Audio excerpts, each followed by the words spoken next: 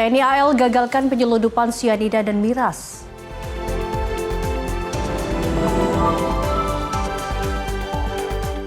Truk bantuan kemanusiaan masuk Gaza lewat Kerem Shalom.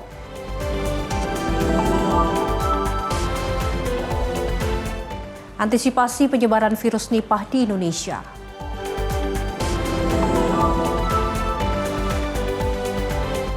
Longsor menimpa rumah warga.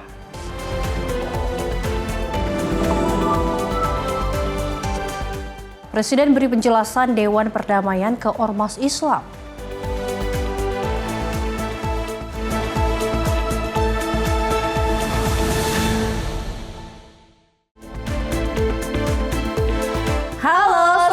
Pemirsa Sinpo TV.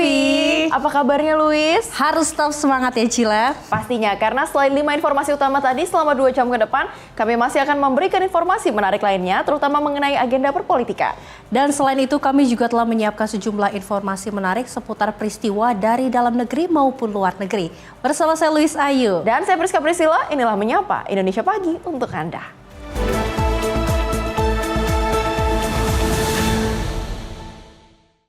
Pemirsa, kita awali dengan informasi pertama dari Wadan Kodaeral 8 Laksma TNI, Tony Herdijanto, mengungkapkan kronologi penangkapan sebuah spam boat Fadil Boy yang membawa barang muatan ilegal di perairan Manado oleh tim Quick Response Kodaeral 8. Hal tersebut disampaikan saat press conference di Joglo Kodaeral 8 pada Senin 2 Februari 2026.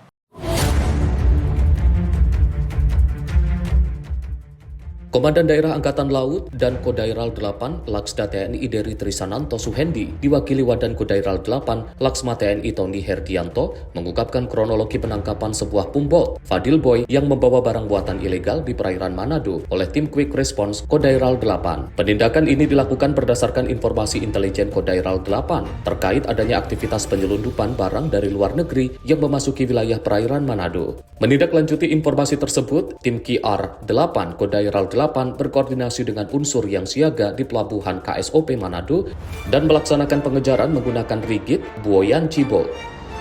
Seperti diketahui, dengan ditemukannya barang muatan ilegal berupa sianida ini bertentangan dengan aturan pelayaran. Dalam hal ini, pengangkutan barang berbahaya ini tidak sesuai dengan Undang-Undang Nomor 17 Tahun 2008 tentang pelayaran, sebagaimana diubah dengan Undang-Undang Nomor 66 Tahun 2024. Terhadap penangkapan ini selanjutnya akan diproses hukum lebih lanjut. Barang bukti yang berhasil diamankan berupa sianida sebanyak 13 karung dengan total kurang lebih 650 kg serta 3 dus minuman keras. Diperkirakan nilai total barang temuan mencapai kurang lebih Rp654.591.040. Selanjutnya, pumbot beserta seluruh barang bukti diamankan dan dibawa ke Mako Kodaeral 8 untuk proses pemeriksaan lebih lanjut. TNI AL melalui program prioritas Kepala Staf Angkatan Laut, Laksamana TNI Dr. Muhammad Ali menegaskan komitmennya untuk menindak tegas segala bentuk pelanggaran hukum di wilayah perairan Indonesia dan memproses perkara ini sesuai dengan ketentuan hukum yang berlaku. Tim redaksi Sinpo TV melaporkan. Pemirsa, Kepala Badan Narkotika Nasional Komjen Pol Suyudi Aryo Seto angkat bicara perihal penyalahgunaan tabung Wiping yang sempat viral di kalangan generasi muda. Suyudi menyebut pihaknya akan bekerja sama dengan stakeholder terkait untuk mengawasi peredaran Wiping agar tidak salah digunakan. Tabung Wiping kini tengah menjadi perbincangan hangat setelah dikaitkan dengan kematian salah satu selebgram bernama Lula Lava. Tabung ini berisikan gas nitrous oxide atau N2O yang kerap banyak ditemui di pasaran. Namun tabung tersebut banyak salah digunakan khususnya di kalangan generasi muda sehingga mampu menciptakan sensasi euforia serta sensasi yang melayang. Kepala BNN Komjen Pol Suyudi Aryo Seto mengungkapkan pihaknya akan melakukan pengawasan bagi pengedaran tabung Wiping agar tidak salah digunakan. Meski zat yang juga terkandung di tabung Wiping belum diatur dalam regulasi narkotika, BNN mengimbau khususnya masyarakat untuk tidak menyalahgunakan. Ya, Wiping ini kan adalah zat yang digunakan baik untuk medis maupun juga untuk produk makanan sebenarnya, ya, baik itu untuk kopi misalnya, untuk roti, kue dan sebagainya. Tapi ini kan masalahnya zat ini, gas ini disalahgunakan oleh masyarakat kita atau anak-anak kita ya, untuk euforia, kesenangan yang secara efeknya cepat gitu ya. Nah, sehingga ini perlu menjadi perhatian kita semua ya. BNN RI tentunya juga tidak bisa bekerja sendiri, kita akan terus bekerja sama dengan stakeholder yang lain ya, untuk terus mengawasi ya peredaran ini, karena memang secara regulasi zat ini belum diatur dalam narkotika, tapi kalau ini memiliki efek stimulan yang tinggi bahkan bisa mengakibatkan resiko kematian, tentunya ini harus betul-betul kita awasi secara mendalam ya, jangan sampai ini disalahgunakan oleh anak-anak kita ya, sehingga bisa berdampak membahayakan. Dari Jakarta, Fahrizal Ahmad Amin, Simpo TV melaporkan. Sedangkan aparat kepolisian Satreskrimun Polres Metro Jakarta Selatan melakukan penyelidikan terkait penganiayaan sejumlah pegawai retail di Jalan Ampera Pasar Minggu Jakarta Selatan yang viral di sosial media. Sejumlah saksi dan korban telah dimintai keterangan dan 7 orang pelaku sudah diidentifikasi. Aparat kepolisian Satreskrimum Polres Metro Jakarta Selatan melakukan penyelidikan terkait penganiayaan sejumlah pegawai retail di Jalan Raya Ampera, Pasar Minggu Jakarta Selatan yang viral di media sosial. Aparat telah menggelar olah tempat kejadian perkara, memeriksa sejumlah saksi dan korban terkait peristiwa penganiayaan ini.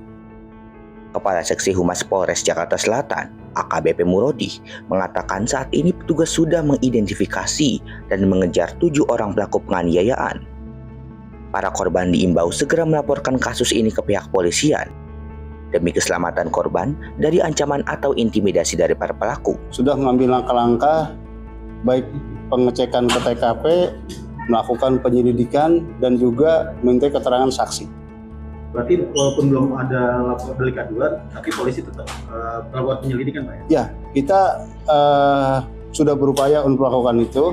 Ya, langkah-langkah yang akan kita ambil sudah kita lakukan, ya, baik pengecekan TKP, melakukan penyelidikan, dan meminta keterangan saksi.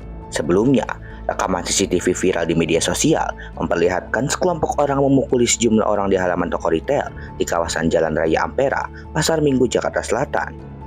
Aksi brutal sekelompok orang ini terjadi usai satu unit mobil yang menabrak sejumlah sepeda motor parkir di halaman toko.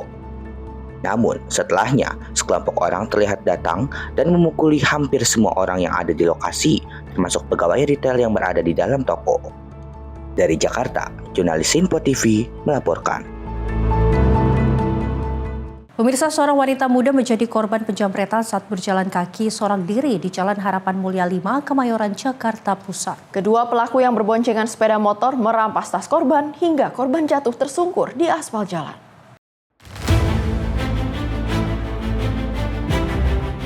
Video kamera pengawas CCTV ini merekam detik-detik aksi penjamretan yang dialami seorang wanita muda.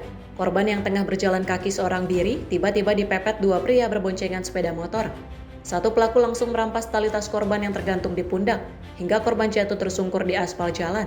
Aksi penjamretan terjadi saat korban akan berangkat ke tempat kerja dengan berjalan kaki di ruas Jalan Harapan Mulia 5, Kemayoran, Jakarta Pusat. Tak hanya kehilangan tas berisi barang berharga, korban juga dikabarkan mengalami luka-luka akibat benturan keras saat terjatuh dan sempat terseret. Meski sejumlah warga tak mengenal korban maupun kedua pelaku, namun diakui jika daerah tersebut rawan akan aksi penjamretan. Para pelaku tak mengenal waktu saat beraksi baik pagi hari, siang maupun malam hari dengan sasaran pejalan kaki atau warga yang tengah asik bermain ponsel di pinggir jalan. Kemarin ada kejadian penjamretan yang tahu Mbak sendiri nih, korbannya ini siapa dan berapa orang pelaku, Mbak? Saya nggak tahu ya namanya siapa, terus juga pelakunya saya juga nggak lihat, soalnya kelihatannya tuh udah jatuh di situ aja di depan toko beras ini. Itu lagi jalan atau lagi naik motor, Pak, untuk korbannya? Kayaknya sih jalan ya, soalnya nggak ada kendaraan motor yang di dekat dia. Nah, itu yang dijamret apa, Pak? Nggak. Mungkin tasnya, tapi nggak ada yang kena kemarin barang-barangnya. Handphonenya masih ada, tasnya juga masih ada. Cuman luka-luka aja orangnya. Karena apa? Karena keseret jatuh atau? Ya kayaknya jatuh deh, karena jatuhnya itu. Nah, untuk di jalan sendiri rawan atau gimana sih, Pak? Ya pernah sih emang sebelumnya kejadian kayak gitu, tapi nggak terlalu sering banget gitu juga. Itu kejadian kemarin pagi atau apa? Pagi, sekitar 9:30-an gitu deh. Hingga kini belum ada keterangan resmi dari Polsek Kemayoran, Jakarta Pusat. Meskipun warga berharap polisi bertindak serius mengungkap kasus tersebut, agar kedepannya tidak ada warga yang menjadi korban penjamretan. Dari Jakarta Pusat, Riswanto Ahmad melaporkan. Kita beralih ke unit Reskrim Polsek Medan Area menindak tegas 2 anggota komplotan pencurian kendaraan bermotor. Kedua eksekutor ini dilumpuhkan dengan timah panas pada bagian kaki usai berupaya melarikan diri saat akan disergap petugas.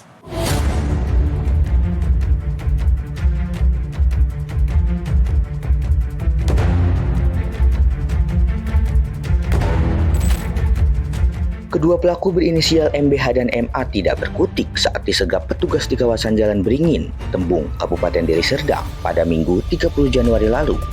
Pada saat proses penangkapan, kedua residivis ini sempat berusaha melawan dan melarikan diri dari kejaran petugas. Tak ingin buronannya kabur, polisi terpaksa melepaskan tembakan tegas yang mengenai kaki kedua tersangka. Kapolsek Medan Area, AKP Muhammad Ainul Yakin menyatakan, kedua tersangka terbukti merupakan komplotan spesialis curanmor yang telah beraksi di 15 TKP di wilayah hukum Polrestabes Medan. Diketahui, komplotan ini berjumlah 3 orang dengan peran masing-masing.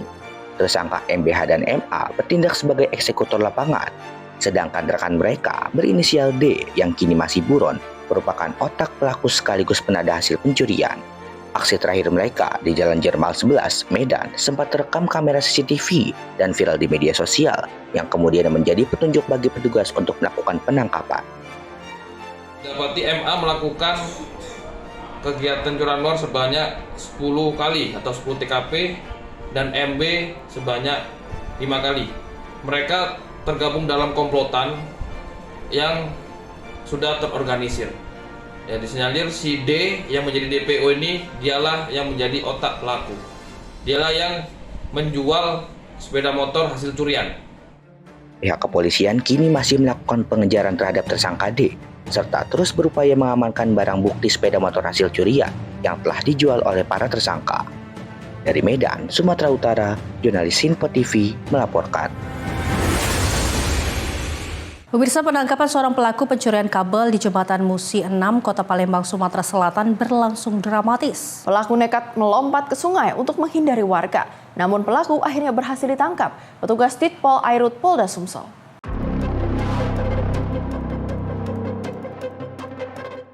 Ratusan warga yang hendak melintas di Jembatan Musi 6 Palembang dikagetkan dengan adanya aksi pelaku pencuri kabel listrik tegangan tinggi yang terpasang di atas Jembatan Musi 6 Palembang. Pelaku terpergok oleh warga yang saat itu hendak melintas, namun warga sempat diancam dengan senjata tajam dan air keras yang dibawa oleh pelaku. Melihat warga semakin ramai, pelaku pun melarikan diri dengan melompat ke sungai. Polsek Seberang Ulu 1 Palembang dengan dibantu Ditpol Air Polda Sumatera Selatan mengepung pelaku yang sedang berenang di sungai. Pelaku yang bernama Alif, warga Kelurahan 14 Ulu, Kecamatan Seberang Ulu 1 Palembang, akhirnya berhasil ditangkap. Polisi yang berada di lokasi berhasil mendapati barang bukti berupa kabel tembaga listrik untuk penerangan jembatan. Kita mendapat informasi dari masyarakat bahwa ada seseorang melakukan pencurian terhadap kabel yang ada di bawah Jembatan Musi 6. Mendengar informasi itu, kami segera mendatangi TKP bersama piket fungsi dan pawas.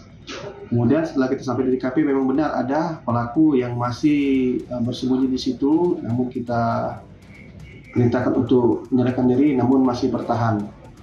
Kemudian kita minta bantuan daripada rekan-rekan yang lain di situ, termasuk Pol Air dari Polda. Kemudian setelah 2 jam hampir menunggu, akhirnya pelaku menyerah dan diamankan di Direktorat Pol Air Polda.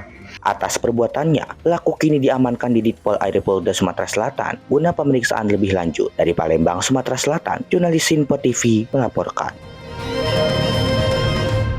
Lagi, sejumlah debt collector kembali berulah melakukan penarikan paksa unit sepeda motor yang menunggak cicilan pembayaran di ruas jalan. Di Jalan Cengkareng Barat, Jakarta Barat, 4 orang debt collector cekcok dengan pemilik kendaraan saat menarik paksa sepeda motor yang menunggak.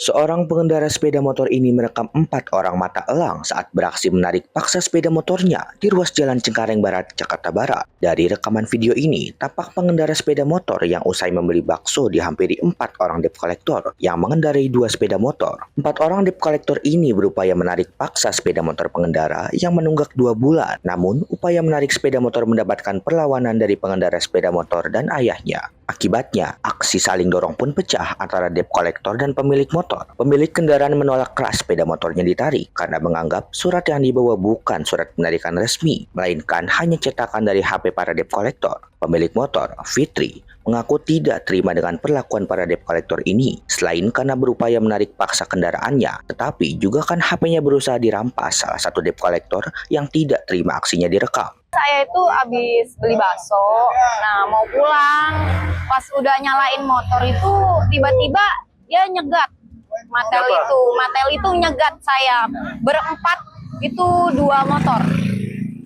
Terus abis itu saya sempat berdebat, karena dia kekeh kan, saya telepon lah bapak saya gitu. Nah baru dia datang, baru tuh saya sempat videoin. Nah videoin itu baru tuh dia berantem gitu.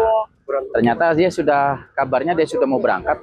Ternyata dicegat tuh sama Matel. Dia telepon nama saya datanglah kemari, saya tanyain segala macamnya dan itu kenapa, ada urusan apa? Saya bilang itu. Kata dia, ini motor, iya saya udah tahu, memang saya udah tahu ini 2 bulan belum bayar. Nanti juga pasti saya bayar, apa urusannya dengan Anda? Nah, dia tidak mau tahu, pokoknya motor ini harus ditarik nih motor ini. Nggak tahu, mungkin bagi dia ini motor kan motor besar nih. Nah, mungkin bagi dia lumayan nih motor besar, itu mungkin. Akhirnya dia direkam, di saat direkam dia ngerampas tuh. Nah disitulah saya marah, akhirnya saya dorong-dorongan di situ.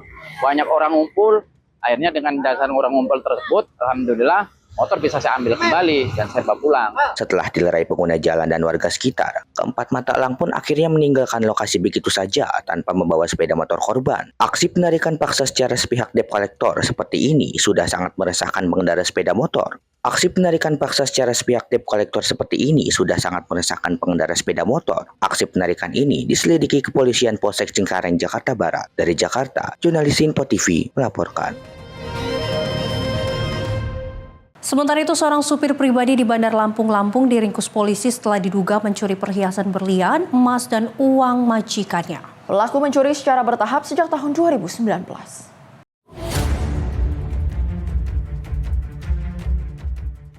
Polisi menangkap seorang pria berinisial SA, warga Teluk Betung Utara, yang telah bekerja sebagai sopir pribadi korban selama kurang lebih 19 tahun. Peristiwa pencurian terungkap setelah korban melaporkan kehilangan barang miliknya ke Polsek Sukarame pada 16 Januari 2026. Kapolresta Bandar Lampung menjelaskan bahwa pelaku diduga mengambil barang korban seperti emas, gelang berlian, serta uang tunai dalam berbagai mata uang asing seperti dolar Amerika, yuan, dan euro sejak tahun 2019 yang jika ditotal mencapai 620 juta rupiah. Dari hasil pemeriksaan dan penyelidikan, tersangka ternyata melakukan pencurian ini dengan membuat kunci duplikat kamar korban. Dalam pengungkapan ini, polisi mengamankan barang bukti antara lain uang tunai sebesar 2,3 juta rupiah, 1 unit sepeda motor, 1 unit televisi, 1 unit telepon genggam, serta kwitansi pembelian perhiasan. Pada sekitar hari Kamis tanggal 15 Januari 2026, menurut korban, pelaku yang merupakan supir dari korban sudah bekerja kurang lebih 19 tahun. Mengambil beberapa barang berupa emas, perhiasan berlian, dan juga beberapa uang dalam mata uang asing. Ada dolar Amerika, ada yuan, ada euro. Milik korban yang ada di dalam laci bufet dan laci dalam lemari yang berada di dalam kamar korban. Atas perbuatannya, tersangka SA bakal dijerat pasal tentang pencurian dengan pemberatan dan terancam hukuman pidana maksimal 7 tahun penjara. Dari Bandar Lampung, jurnalis Sinpo TV melaporkan. Pemirsa, serangan udara Israel hantam kamp pengungsi di Gaza Selatan. Informasi selengkapnya usai jeda, tetaplah bersama kami di Sinpo TV.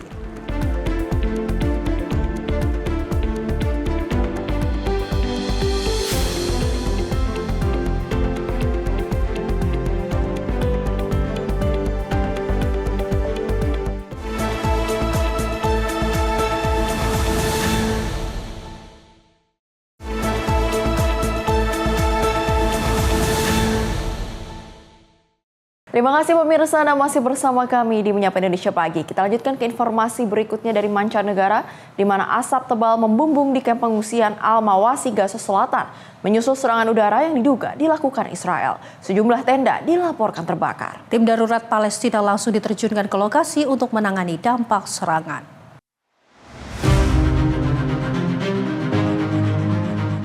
Rekaman yang diambil pada Sabtu 31 Januari 2026 memperlihatkan asap tebal membungkus Camp Guide di kawasan Al-Mawasi Barat, Khan Younis, Gaza Selatan.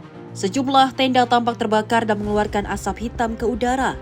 Pertahanan sipil Palestina di Gaza menyatakan timnya merespon kebakaran yang melanda tenda-tenda pengungsi. Menurut mereka, kebakaran terjadi setelah pesawat tempur Israel menargetkan area tersebut. Media lokal melaporkan tentara Israel sebelumnya telah mengeluarkan peringatan untuk mengevakuasi segera sebuah bangunan di kawasan Mawasi, Khan Younis menjelang serangan udara. Kantor berita Palestina Wafa juga melaporkan pesawat tempur Israel terus terbang rendah di atas wilayah Gaza Selatan. Kondisi ini menimbulkan kekhawatiran di kalangan warga dan pengungsi. Insiden ini terjadi di tengah penerapan kesepakatan gencatan senjata antara Hamas dan Israel yang berlaku sejak 10 Oktober 2025. Kesepakatan tersebut merupakan bagian dari rencana 20 poin Trump yang mencantumkan penghentian tempur, pembebasan seluruh sandera, serta penyaluran bantuan kemanusiaan. Tim redaksi Simpo TV melaporkan. Warga Palestina di Gaza menyaksikan dengan harapan dan ketidaksabaran saat para pekerja menyiapkan pembukaan kembali perlintasan perbatasan Rafah dengan Mesir yang menjadi jalur kehidupan Gaza ke dunia luar. Israel menyatakan perlintasan tersebut dijadwalkan dibuka kembali pada hari Senin, seiring berjalannya gencatan senjata dengan Hamas.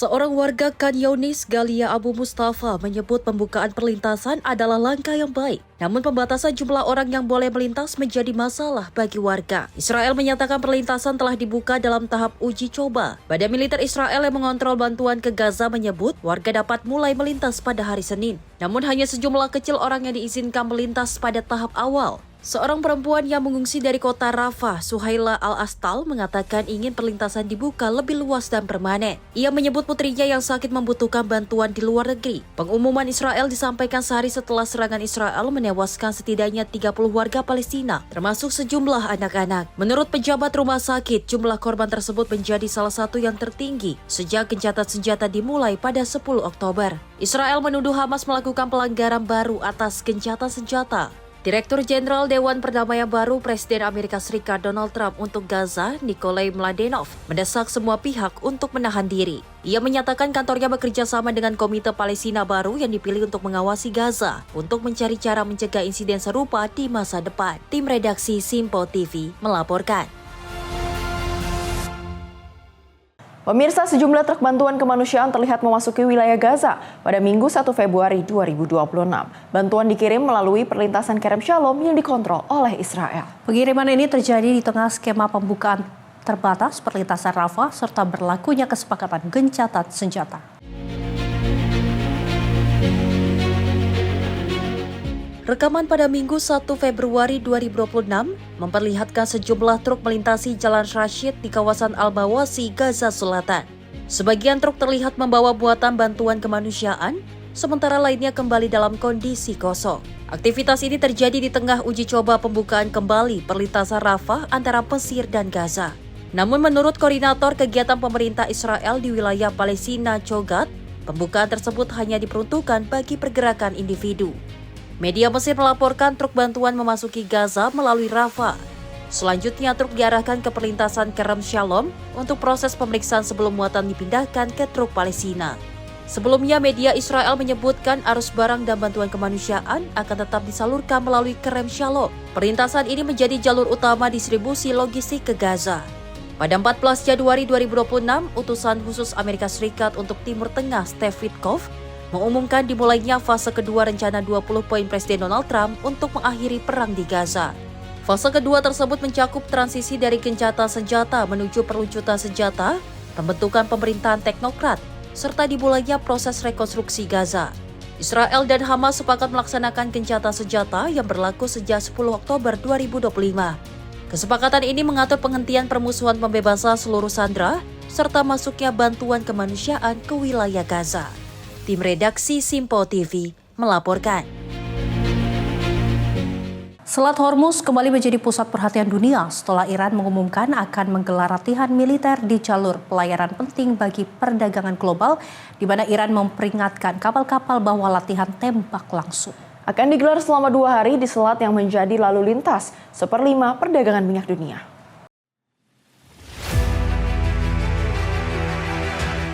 Selat Hormuz merupakan jalur sempit yang menghubungkan Teluk Persia dengan Teluk Oman dan menjadi akses ke laut lepas untuk pengiriman minyak dan gas ke pasar dunia. Sejarah mencatat selat ini telah digunakan sebagai rute dagang sejak era keramik dan sutra hingga masa kapal tangki modern. Sebagai besar energi yang melintas dikirim ke pasar Asia dan hampir tidak memiliki rute alternatif. Menurut data Otoritas Energi Amerika Serikat, peringatan kepada pelaut dikirim melalui radio menyebut Iran akan melakukan latihan tembak angkatan laut. Pada hari Minggu dan Senin, koordinat latihan menyentuh jalur lalu lintas kapal yang digunakan masuk dan keluar Teluk Persia, sehingga dinilai beresiko mengganggu pelayaran internasional. Latihan diperkirakan melibatkan pasukan pengawal revolusi Iran yang mengoperasikan kapal cepat bersenjata di perairan tersebut. Amerika Serikat melalui Komando Pusat mengeluarkan peringatan keras agar Iran bersikap profesional dan tidak mengancam kapal perang Amerika Serikat atau kapal dagang internasional. Ketegangan terjadi di tengah ancaman Presiden Donald Trump yang mempertimbangkan serangan militer ke Iran. Amerika Serikat telah menggerakkan kapal induk USS Abraham Lincoln ke Laut Arab. Iran memperingatkan akan melakukan serangan balasan dan analis menilai setiap gangguan di Selat Hormuz dapat menaikkan harga energi dunia dan memicu ketidakstabilan global. Tim redaksi Simpo TV melaporkan. Kita ke informasi lain di mana China merilis rekaman udara kawasan Huangyandao atau Scorebo's Wall. Rekaman diambil oleh jet tempur dalam patroli terbaru di wilayah sengketa laut China Selatan. Langkah ini diambil menyusul latihan militer bersama Amerika Serikat dan Filipina yang kembali digelar di kawasan tersebut.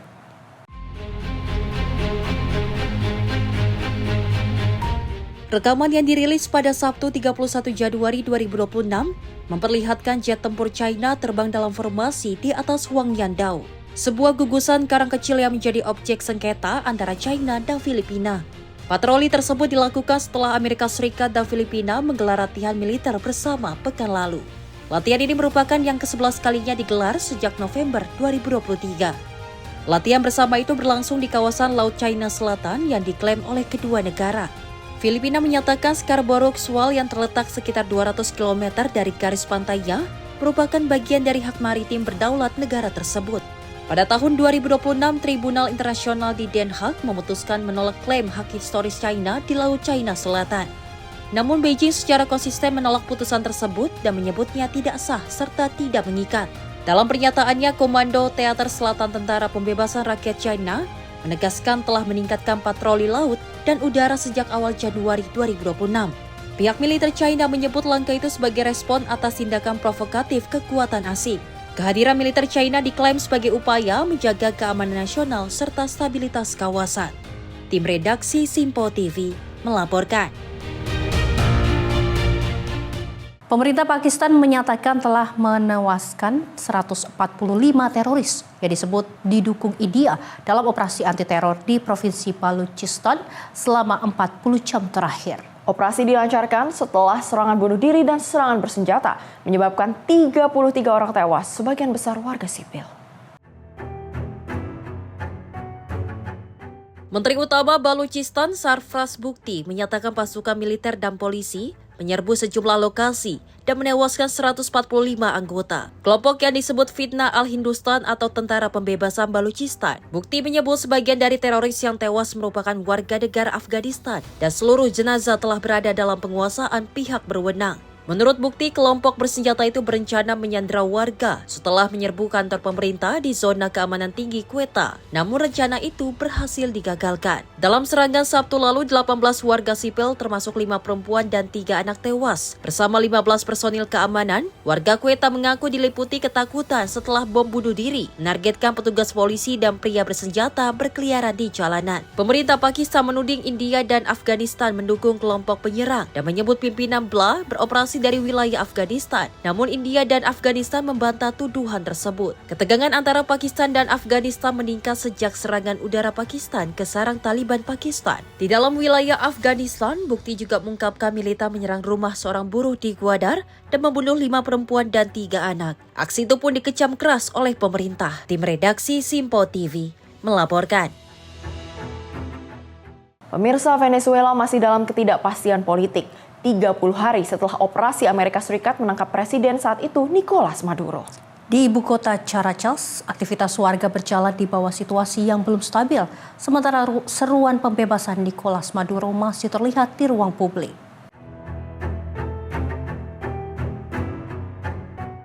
Presiden sementara Delcy Rodriguez menjadi sorotan utama publik. Banyak pihak mempertanyakan sejauh mana ia memiliki kendali atau sekedar menjalankan agenda yang ditentukan Washington. Sejumlah warga menyebut Rodriguez hanyalah Maduro dalam wajah berbeda dan tidak akan membawa perubahan nyata dalam kehidupan sehari-hari. Isu kenaikan upah yang dijanjikan pemerintah sementara menjadi harapan besar masyarakat. Namun banyak yang masih ragu apakah janji itu benar-benar akan terwujud. Di tengah kebingungan itu, tokoh-tokoh oposisi yang selama bertahun tidak terdengar kini mulai muncul ke hadapan publik dan menyampaikan seruan perubahan. Namun harapan tersebut dibayangi rasa takut akan kemungkinan serangan baru atau tindakan represif. Dari aparat keamanan, seorang pensiunan Julio Castillo menyatakan penangkapan Maduro memang merupakan peristiwa besar, namun bagi dirinya dampaknya belum terasa. Castillo mengatakan segalanya masih terasa sama dan kehidupan warga belum mengalami perubahan berarti. Hingga saat ini warga Venezuela masih menantikan kepastian antara harapan akan perbaikan ekonomi dan ketakutan akan masa depan yang belum jelas arahnya.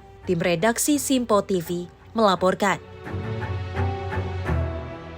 Pemirsa, ratusan demonstran berkumpul di Milan, Italia untuk memprotes rencana penempatan Agensi Imigrasi dan Bea Cukai Amerika Serikat atau ICE dalam pengamanan Olimpiade musim dingin mendatang.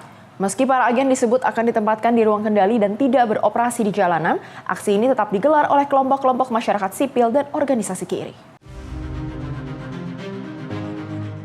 Aksi protes berlangsung di Plaza 25 Aprile, alun-alun yang dinamai sesuai tanggal pembebasan Italia dari fasisme Nazi pada 1945.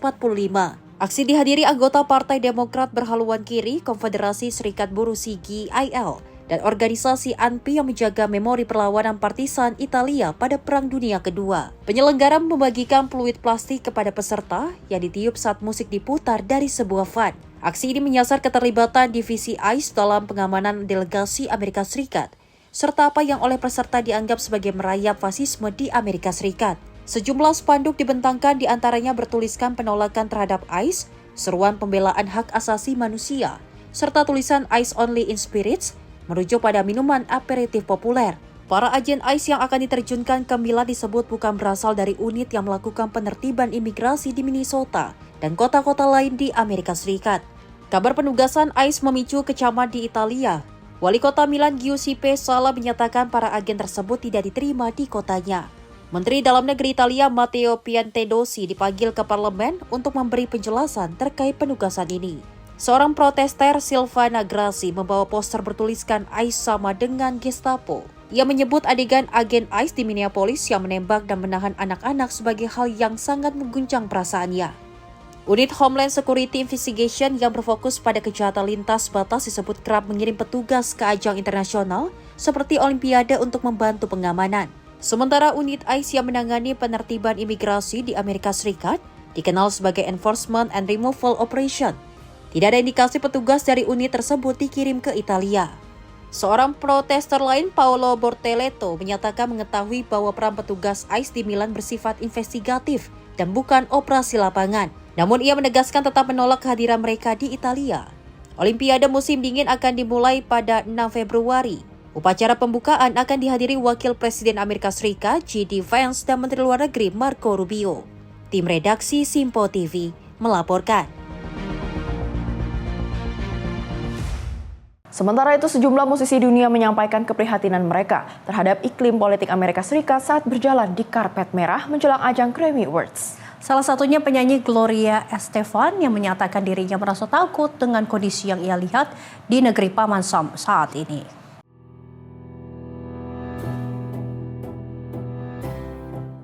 Dalam wawancara di karpet merah Grammy Awards, penyanyi legendaris Gloria Estefan mengungkapkan rasa cemasnya terhadap kondisi politik Amerika Serikat saat ini. Estefan menyebut ia merasa sedih dan takut melihat perpecahan di tengah masyarakat, serta meningkatnya ketegangan politik yang dinilai mengancam rasa persatuan. Menurut Estefan, para seniman memiliki tanggung jawab moral untuk menyampaikan pesan damai dan harapan melalui karya dan suara mereka. Selain Gloria Estefan, musisi J Balvin dan penyanyi jazz Samara Joy juga menyampaikan pandangan mereka tentang pentingnya empati dan saling menghormati di tengah perbedaan politik. Mereka menekankan musik dapat menjadi sarana untuk menyatukan berbagai kalangan dan meredakan ketegangan sosial. Ajang Grammy Awards yang biasanya identik dengan perayaan musik, kali ini juga menjadi ruang bagi para artis untuk menyampaikan keprihatinan serta harapan akan masa depan yang lebih damai.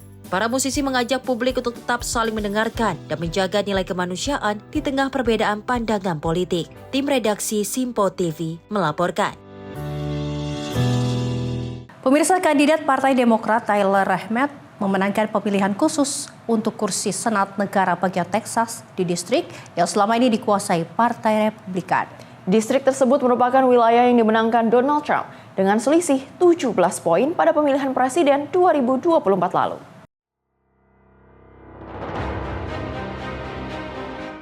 Kemenangan Rahmat dianggap sebagai kejutan politik karena ia mengalahkan kandidat Republikan Lake Wapsgans dengan selisih lebih dari 14%. Rahmat, seorang pemimpin serikat pekerja dan veteran, menyebut kemenangan ini sebagai kemenangan bagi pekerja dan keluarga kelas menengah.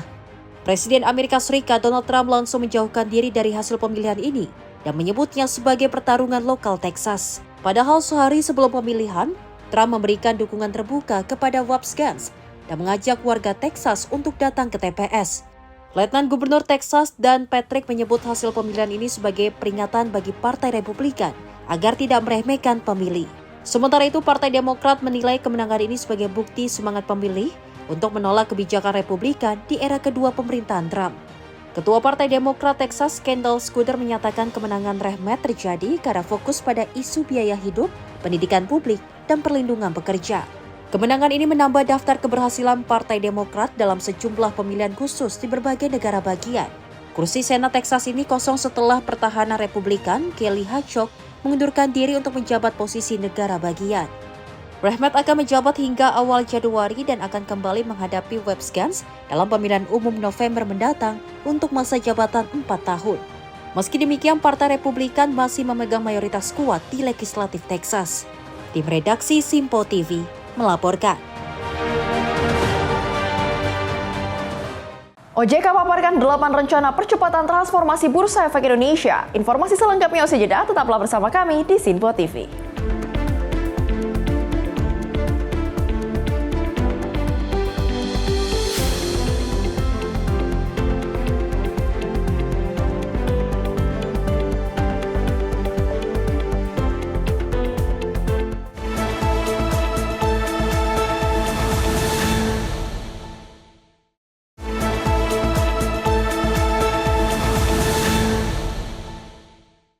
Selamat pagi pemirsa, Anda kembali menyaksikan Menyapa Indonesia Pagi. Pemirsa, Otoritas Jasa Keuangan memaparkan 8 rencana aksi untuk mempercepat transformasi pasar modal Indonesia. Melalui 4 klaster, yaitu likuiditas, transparansi, tata kelola, dan sinergitas.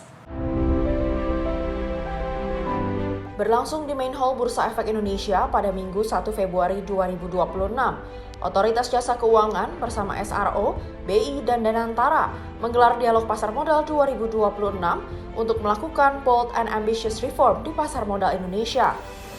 Pejabat sementara, Ketua dan Wakil Ketua OJK, Friderika Widiasari Dewi, membaginya menjadi 4 pilar untuk percepatan reformasi integritas pasar modal. Pertama, penguatan likuiditas melalui peningkatan free float atau jumlah saham yang beredar di masyarakat dari 7,5% menjadi 15% sesuai standar MSCI.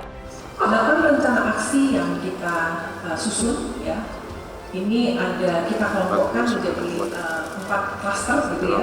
Yang pertama adalah untuk kebijakan baru free float. Kemudian yang kedua adalah untuk transparansi.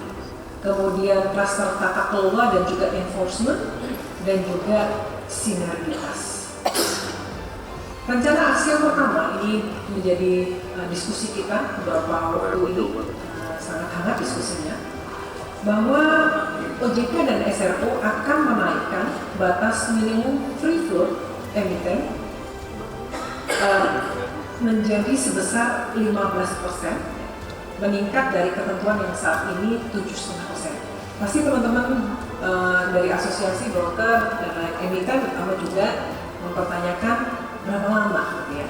Nah, kita tentu saja kita ada stagesnya, ini secara lebih spesifik dapat disampaikan lebih lanjut.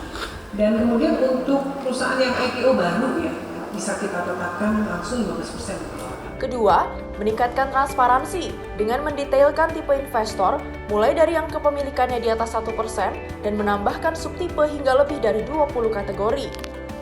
Ketiga, melakukan penguatan tata kelola dengan demutualisasi bursa efek, penegakan peraturan dan sanksi, serta melalui mewajibkan setiap emiten untuk mendapatkan pendidikan dan sertifikasi profesi. Kemudian yang kelima, rencana aksi yang kelima, penegakan peraturan dan sanksi atau enforcement. Ini juga terus kita sampaikan dengan tegas bahwa kita akan melakukan penguatan enforcement atas berbagai pelanggaran hukum di pasar modal secara tegas dan berkelanjutan. Contoh yang utama yang akan kita lakukan enforcement penguatan adalah manipulasi transaksi saham, bahasa istilahnya itu teman-teman kalau suka pakai goreng-goreng gitu ya, dan juga informasi yang menyesatkan. Kasihan ya kalau untuk investor-investor retail kalau ada orang yang suka memberikan informasi yang menyesatkan, juga ada pasal-pasal yang tidak menggunakan enforcement. Kemudian rencana aksi yang keenam adalah penguatan tata kelola emiten, juga sangat penting. Antara lain kita akan mewajibkan pendidikan berkelanjutan bagi direksi, komisaris, komite audit di emiten, dan kewajiban bagi penyusun laporan keuangan emiten itu harus punya sertifikasi CA atau Certified. Dan yang terakhir, OJK juga berkomitmen untuk melakukan kolaborasi dan sinergi dengan seluruh pihak. Dari Jakarta, Priska Priscilla, jurnalis Info TV, melaporkan. Kita beralih ke Kepala Pusat Pelaporan dan Analisis Transaksi Keuangan atau PPATK, Ivan Yustiavandana, membenarkan adanya temuan aliran dana tambang emas ilegal yang mengalir ke luar negeri sebesar 992 triliun. Ivan mengatakan temuan tersebut kini tengah dalam proses penyidikan. Pusat Pelaporan dan Analisis Transaksi Keuangan atau PPATK besarnya perputaran uang yang diduga berasal dari tambang ilegal. Hal tersebut disampaikan langsung oleh Kepala Pusat Pelaporan dan Analisis Transaksi Keuangan atau PPATK, Ivan Yustiavandana, usai menghadiri rapat kerja bersama Komisi 3 DPR di Kompleks Parlemen Senayan, Jakarta. Ivan mengatakan, temuan aliran dana tambang emas ilegal itu mencapai sebesar 992 triliun rupiah. Oleh karena itu, dirinya menegaskan perlunya kerjasama dari berbagai pihak untuk mengusut kasus hingga tuntas. Bapak, soal aliran uang tambang ilegal itu betul Pak? Nilainya hampir 1.000 triliun ya Pak? Ya, udah ditangani oleh penyidik ya. Rincinya berapa persisnya Pak itu? Berapa ya? Iya, 992 triliun. Dan itu perputaran dananya. Iya. Ini kira-kira ada target nggak? Ya, kita target turun lagi 50% ya. Pak, aliran tambang ilegal itu tersebar daerah mana saja itu Pak? Oh, ada hasil risetnya ya. Saya nggak hafal itu ya. Iya, ada beberapa wilayah lah. Follow up-nya PPATK akan langsung kemana lagi Pak untuk tindak lanjutnya dari kita? Ke penyidik, ke KLH, ke PKH segala macam ya. Ya teman-teman ya. Butuh waktu berapa lama untuk penindakannya Pak? Oh, tergantung penyidiknya. Kami support penyidik ya. Dari Jakarta, Fahrizal Ahmad Amin, Sinpo TV melaporkan. Informasi lainnya pemirsa, penyebaran virus Nipah yang sudah terdeteksi di India menjadi perhatian dunia termasuk Indonesia. Meskipun hingga saat ini belum ditemukan kasus positif virus Nipah di dalam negeri, Kemenkes terus melakukan langkah serius untuk mengantisipasinya. Saat ditemui usai bertemu Presiden Prabowo di Komplek Istana Kepresidenan, Jakarta, Senin sore, Wakil Menteri Kesehatan Benyamin Paulus Octavianus menyebut India sebagai negara asal kasus positif virus Nipah, juga berkomitmen serius mencegah penyebaran virus tersebut ke negara lain. Terkait langkah antisipasi di dalam negeri, Benjamin menegaskan bahwa Indonesia selalu menerapkan screening, terutama di pintu masuk internasional seperti bandara. Alat deteksi yang dimiliki Kemenkes disebut sudah mumpuni untuk mendeteksi apabila ada indikasi penyebaran virus yang belum tersedia vaksinnya tersebut. Harus waspada, oleh karena itu memang controlling ketat itu paling penting. Jadi controlling ketat, maka karantina kesehatan kita harus kita perkuat. Maka saya setiap ke airport dimanapun di Indonesia, saya selalu kita punya balai karantina kesehatan. Saya mau cek di Cengkareng itu, di airport Cengkareng Suta itu, di setiap terminal ada, baik datangan maupun keberangkatan. Jadi bagus saya perhatikan. Itu juga baik. Sama semua virus ya, demam, panas, cuman ini bahayanya dia infeksinya berat ke paru, menyebabkan pneumonia, dan angka mortalitinya tinggi, angka kematiannya tinggi, jadi sangat membahayakan. Tapi di seluruh India baru 2 orang tuh dari 1,5 miliar penduduknya, jadi ya kita waspadalah. Oke ya. Dari Jakarta, Dio Malau, Sinpo TV melaporkan. Pemerintah Provinsi Jakarta juga mulai meningkatkan kewaspadaan terhadap potensi penularan virus Nipah di wilayah Jakarta.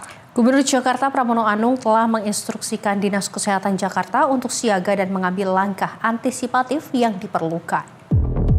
Pernyataan ini disampaikan Gubernur Jakarta saat meninjau rumah pompa dan mogot Jakarta Barat. Pramono Anung menyatakan pentingnya deteksi dini untuk mencegah penyebaran virus tersebut masuk ke Jakarta.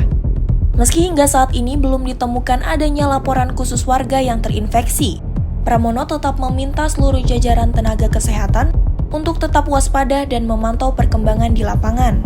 Jadi Jakarta akan melakukan itu.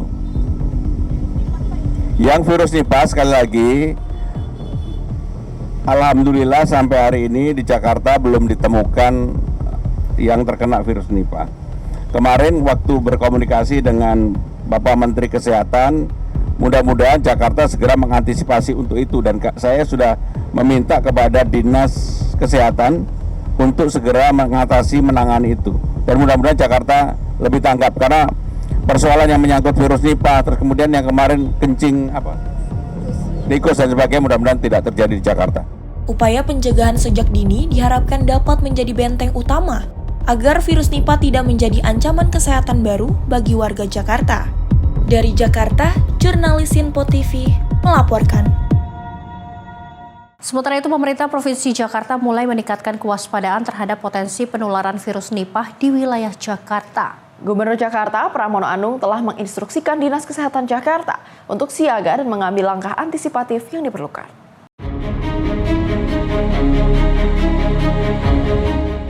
Pernyataan ini disampaikan Gubernur Jakarta saat meninjau rumah pompa dan mogot Jakarta Barat. Pramono Anung menyatakan pentingnya deteksi dini untuk mencegah penyebaran virus tersebut masuk ke Jakarta. Meski hingga saat ini belum ditemukan adanya laporan kasus warga yang terinfeksi, Pramono tetap meminta seluruh jajaran tenaga kesehatan untuk tetap waspada dan juga memantau perkembangan di lapangan. Jadi Jakarta akan melakukan itu.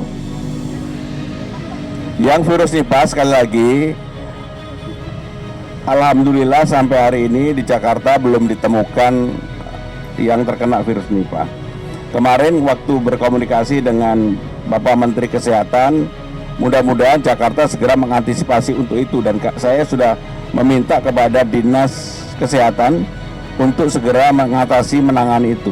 Dan mudah-mudahan Jakarta lebih tanggap, karena persoalan yang menyangkut virus Nipah, terus kemudian yang kemarin kencing tikus dan sebagainya, mudah-mudahan tidak terjadi di Jakarta. Upaya pencegahan sejak dini diharapkan dapat menjadi benteng utama agar virus Nipah tidak menjadi ancaman kesehatan baru bagi warga Jakarta. Tim kontributor Sinpo TV melaporkan. Pemirsa, Menteri Koordinator Bidang Perekonomian Airlangga Hartarto memastikan transisi kepemimpinan nasional tidak mengganggu stabilitas pasar modal. Pemerintah menegaskan Bursa Efek Indonesia dan OJK tetap beroperasi normal. Pemerintah menegaskan stabilitas pasar modal tetap terjaga di tengah proses transisi kepemimpinan nasional. Menteri Koordinator Bidang Perekonomian Airlangga Hartarto memastikan seluruh aktivitas bursa berjalan normal, sejalan dengan arahan Presiden Prabowo Subianto kepada Kementerian Keuangan, Otoritas Jasa Keuangan, dan Bursa Efek Indonesia. Pernyataan tersebut disampaikan sebagai respon atas pengunduran diri sejumlah pimpinan OJK dan BI pada Jumat 30 Januari yang terjadi setelah koreksi tajam indeks harga saham gabungan serta meningkatnya sorotan lembaga internasional terhadap tata kelola BEI. Airlangga menegaskan tidak akan ada kekosongan kepemimpinan di kedua lembaga strategis tersebut. Bapak Presiden telah menginstruksikan Kementerian Keuangan serta jajaran pengurus OJK dan Bursa Efek Indonesia untuk memastikan bahwa kegiatan operasional bursa tetap berjalan dengan normal dengan kepemimpinan transisi. Pejabat pelaksana tugas atau PJS itu akan memastikan seluruh fungsi regulasi, aktivitas perdagangan, dan tugas pengawasan berjalan tanpa gangguan.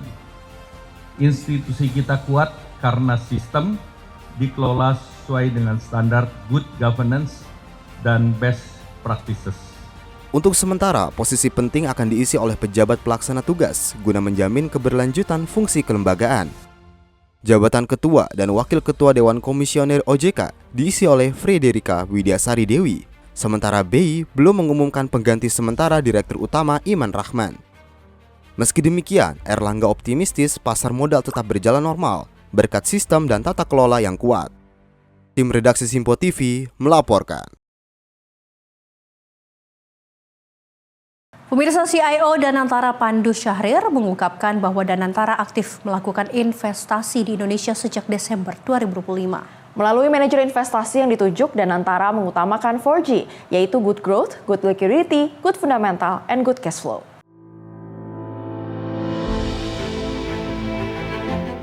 CEO Danantara Rosan Ruslani mengungkapkan komitmen pemerintah untuk menjaga pasar modal Indonesia tetap sehat, kredibel, dan berintegritas sebagai fondasi penting perekonomian nasional. Rosan mengungkapkan pasar modal menjadi pintu utama untuk mendapatkan investasi langsung asing, Foreign Direct Investment atau FDI, maka penting untuk memiliki standar kualitas yang baik dan bisa dipercaya. Rosan mengatakan bahwa investasi menyumbang sekitar 28 hingga 29% terhadap pertumbuhan ekonomi Indonesia yang selama ini terjaga di atas 5%. Maka transparansi dan akuntabilitas yang diiringi pembentukan harga yang murni akan menjadi daya tarik, sekaligus respon positif dari penyedia indeks global. Bagaimana kita benar-benar menjaga pasar modal tidak hanya besar dari size, tidak hanya besar dari pertumbuhan pasar modal, kita ini adalah pertumbuhan yang transparan, berkualitas, dipercaya, dengan akuntabilitas yang tinggi, dan semua harga pembentukan di dalam pasar modal ini murni adalah bentukan dari demand dan supply yang ada yang masuk ke dalam pasar modal kita.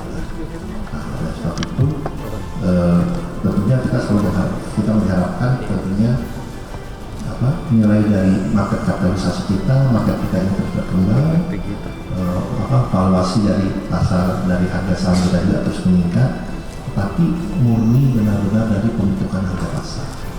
Nah, harga pasar selama itu murni dari pembentukan harga pasar, berapapun nilainya itu tidak akan menjadi masalah. Mau nilainya sangat tinggi pun tidak ada masalah. Karena kenapa? Begitu pembentukan harga pasar itu murni dari pasar, sehingga faktor likuiditas tidak akan menjadi faktor isu, menjadi satu yang tidak menjadi faktor yang menimbulkan isu. Bersama OJK, Bursa Efek Indonesia, dan seluruh SRO, Danantara terus mempercepat reformasi struktural, memperkuat transparansi, serta menjaga kepercayaan publik agar pasar modal berfungsi tertib, adil, dan efisien. Tim redaksi Simpo TV melaporkan. Sedangkan CEO Danantara Rosan Ruslani mengungkapkan bahwa kepercayaan menjadi kunci utama untuk menarik modal investor asing secara langsung. Hal tersebut diungkapkan dalam dialog pasar modal 2026 pada Minggu 1 Februari 2026 di Jakarta. CEO Danantara Rosan Ruslani mengungkapkan komitmen pemerintah untuk menjaga pasar modal Indonesia tetap sehat, kredibel, dan berintegritas sebagai fondasi penting perekonomian nasional. Rosan mengungkapkan pasar modal menjadi pintu utama untuk mendapatkan investasi langsung asing, Foreign Direct Investment atau FDI, maka penting untuk memiliki standar kualitas yang baik dan bisa dipercaya. Rosan mengatakan bahwa investasi menyumbang sekitar 28 hingga 29% terhadap pertumbuhan ekonomi Indonesia yang selama ini terjaga di atas 5%. Maka transparansi dan akuntabilitas yang diiringi pembentukan harga yang murni akan menjadi daya tarik, sekaligus respon positif dari penyedia indeks global.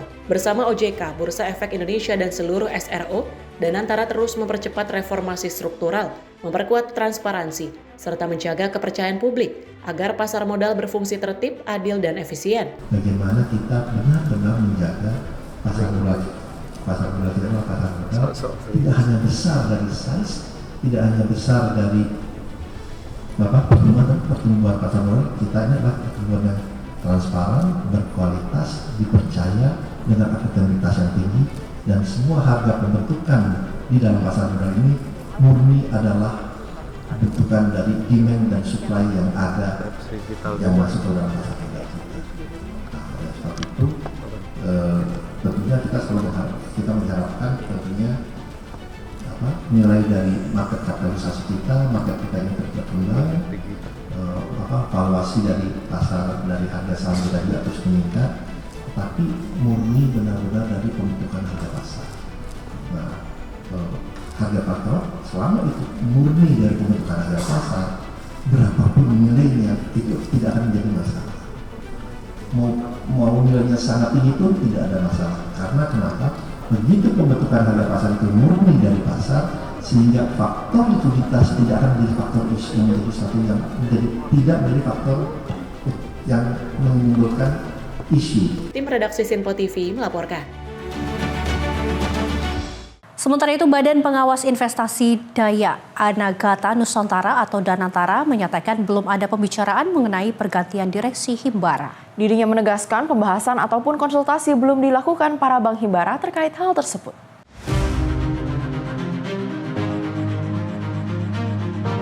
Hal tersebut disampaikan oleh CEO Danantara Rosan Roslani di Gedung Danantara pada Sabtu malam. Danantara Indonesia menegaskan bahwa hingga saat ini belum ada diskusi mengenai perubahan jajaran direksi di bank anggota Himpunan Bank Milik Negara atau Himbara.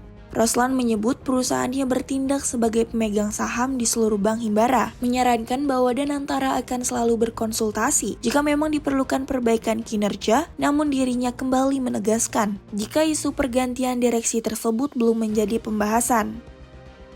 Kami di Danantara sebagai pemegang saham di seluruh bank Himbara, sejauh ini tidak ada pembicaraan mengenai hal itu.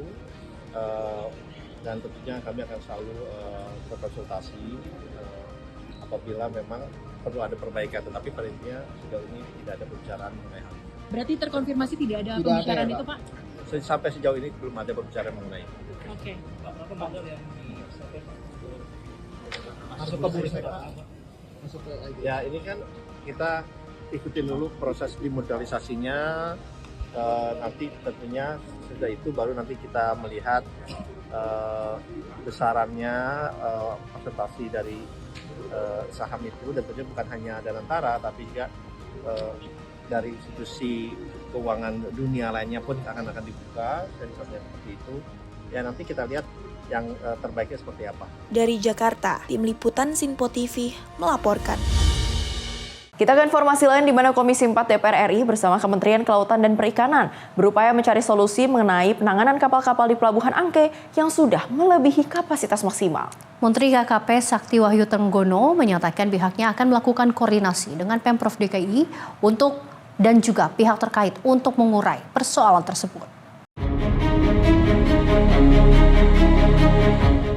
Menteri Kelautan dan Perikanan Sakti Wahyu Trenggono menyatakan pihaknya akan segera melakukan koordinasi dengan Dinas Perikanan Pemprov DKI Jakarta untuk membantu persoalan izin dan overkapasitas di Pelabuhan Muara Angke. Sakti menjelaskan, selain keterbatasan kapasitas, persoalan utama juga terletak pada manajemen pengelolaan pelabuhan yang perlu segera dibenahi.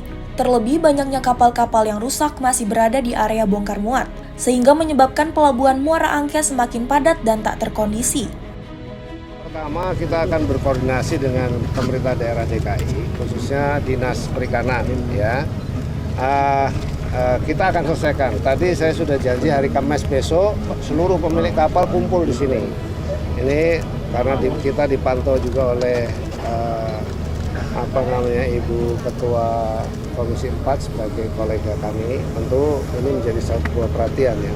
Memang kapasitasnya tidak memadai, tapi sisi lain sebetulnya adalah manajemen pengelolaannya di sini yang menurut saya harus dibenahi. Saya sudah minta ke Dirjen Tangkap tidak boleh berbelit lagi dan harus secepat mungkin. Kalau seluruh persyaratannya dipenuhi, paling lama harusnya 1 minggu udah bisa selesai. Pak Dirjen Tangkap, siap. Selesaikan ya? Iya Pak. Dalam 1 minggu bisa beres? Bisa Pak. Nah, ini janjinya. Selain persoalan overkapasitas area bongkar muat pelabuhan, Ketua Komisi 4 DPR Titik Soeharto juga menerima keluhan dari pemilik nakoda kapal terkait perizinan. Menteri Trenggono menegaskan, pihaknya telah menginstruksikan jajarannya agar proses penerbitan izin dipercepat dengan pengerjaan maksimal 1 minggu. Kemudian izin, ada keluhan juga dari pemilik dan nakoda kapal bahwa izin untuk berlayar itu kemarin terhambat, agak telat gitu. Ini supaya segera dipercepat izin ini supaya kalau udah dapat izin dia bisa berlayar lagi. Dari Jakarta, Sri Dewi Andayani, Mutiara Anggiani, Sinpo TV melaporkan. Pemirsa, longsor menimpa rumah warga. Informasi selengkapnya usai jeda, tetaplah bersama kami di Menyapa Indonesia Pagi.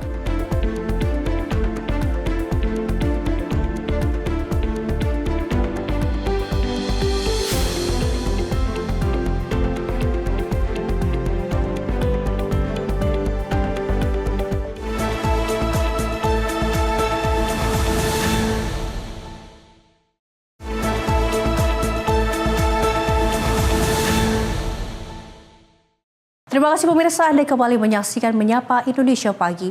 Pemirsa, tebing setinggi 10 meter di Desa Gumulung, Tonggo, Kecamatan Greget, Kabupaten Cirebon, Jawa Barat longsor menimpa rumah warga. Beruntung tidak ada korban jiwa dalam musibah itu.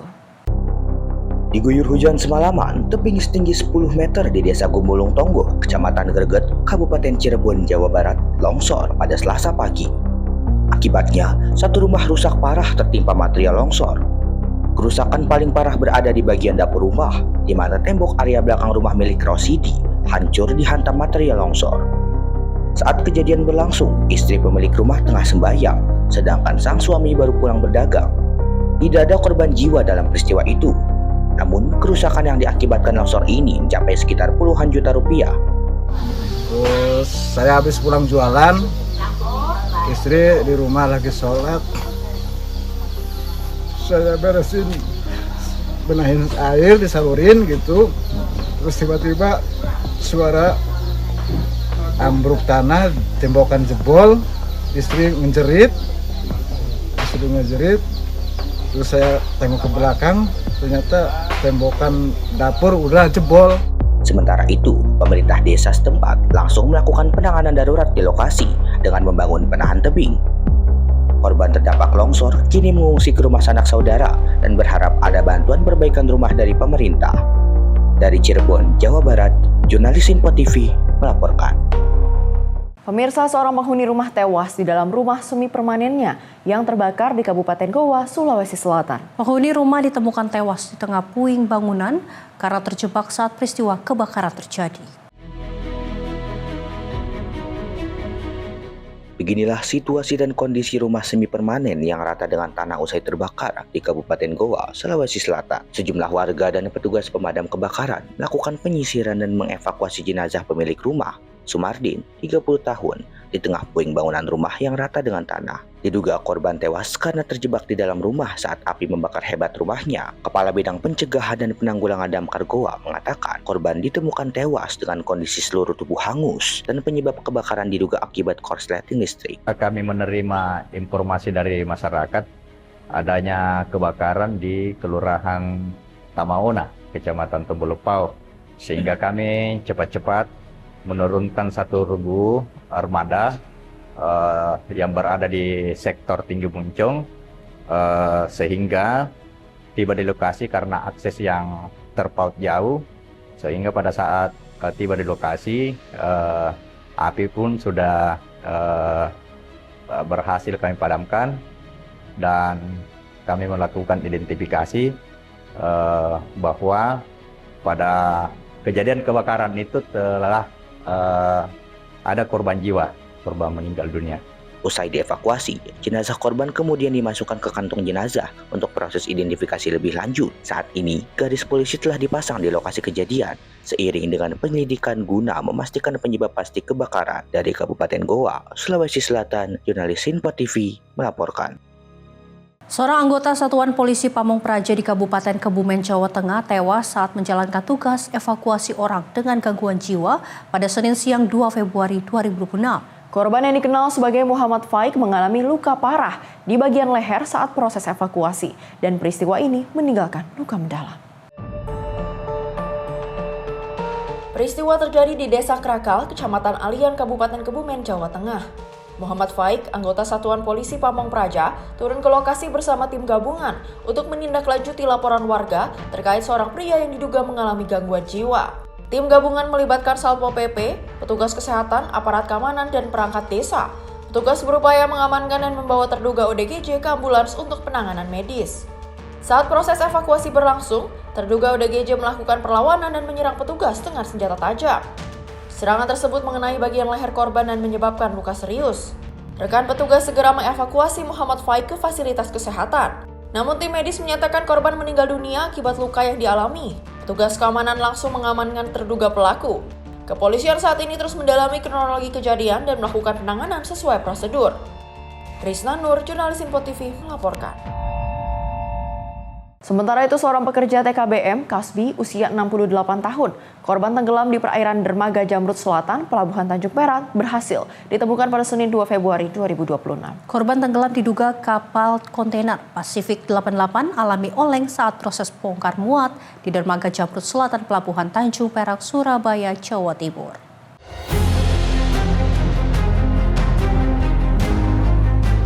Tim SAR gabungan menemukan korban tenggelam di perairan dermaga Jamrut Selatan, Pelabuhan Tanjung Perak, Surabaya, Jawa Timur pada Senin 2 Februari 2026. Saat ditemukan oleh anggota tim SAR dan penyelam, korban sudah dalam kondisi meninggal dunia pada jarak sekitar 1 mil laut dari titik awal kejadian tenggelam. Korban diketahui merupakan pria berinisial K, 68 tahun, yang sebelumnya dilaporkan tenggelam di perairan dermaga Jamrut Selatan. Setelah ditemukan, tim SAR gabungan segera melakukan proses evakuasi jenazah dan membawanya ke Rumah Sakit PHC Surabaya untuk penanganan lebih lanjut. Polisi pun memastikan akan melakukan pendalaman mengenai kejadian yang berujung pada tewasnya korban. Tim redaksi Sinpo TV melaporkan.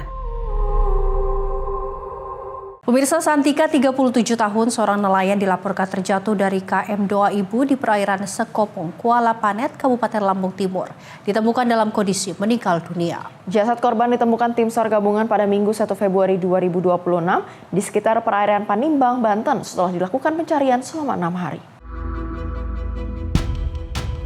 Operasi pencarian dan pertolongan terhadap korban kecelakaan kapal Man Overboard (MOB) atas nama Santika usia 37 tahun yang terjatuh dari KM Doa Ibu di perairan Sekopong, Kuala Panet, Kabupaten Lampung Timur resmi dihentikan pada Minggu 1 Februari 2026. Penghentian operasi dilakukan setelah korban ditemukan mengapung dalam kondisi meninggal dunia di sekitar perairan Panimbang, Kabupaten Pandeglang, Provinsi Banten.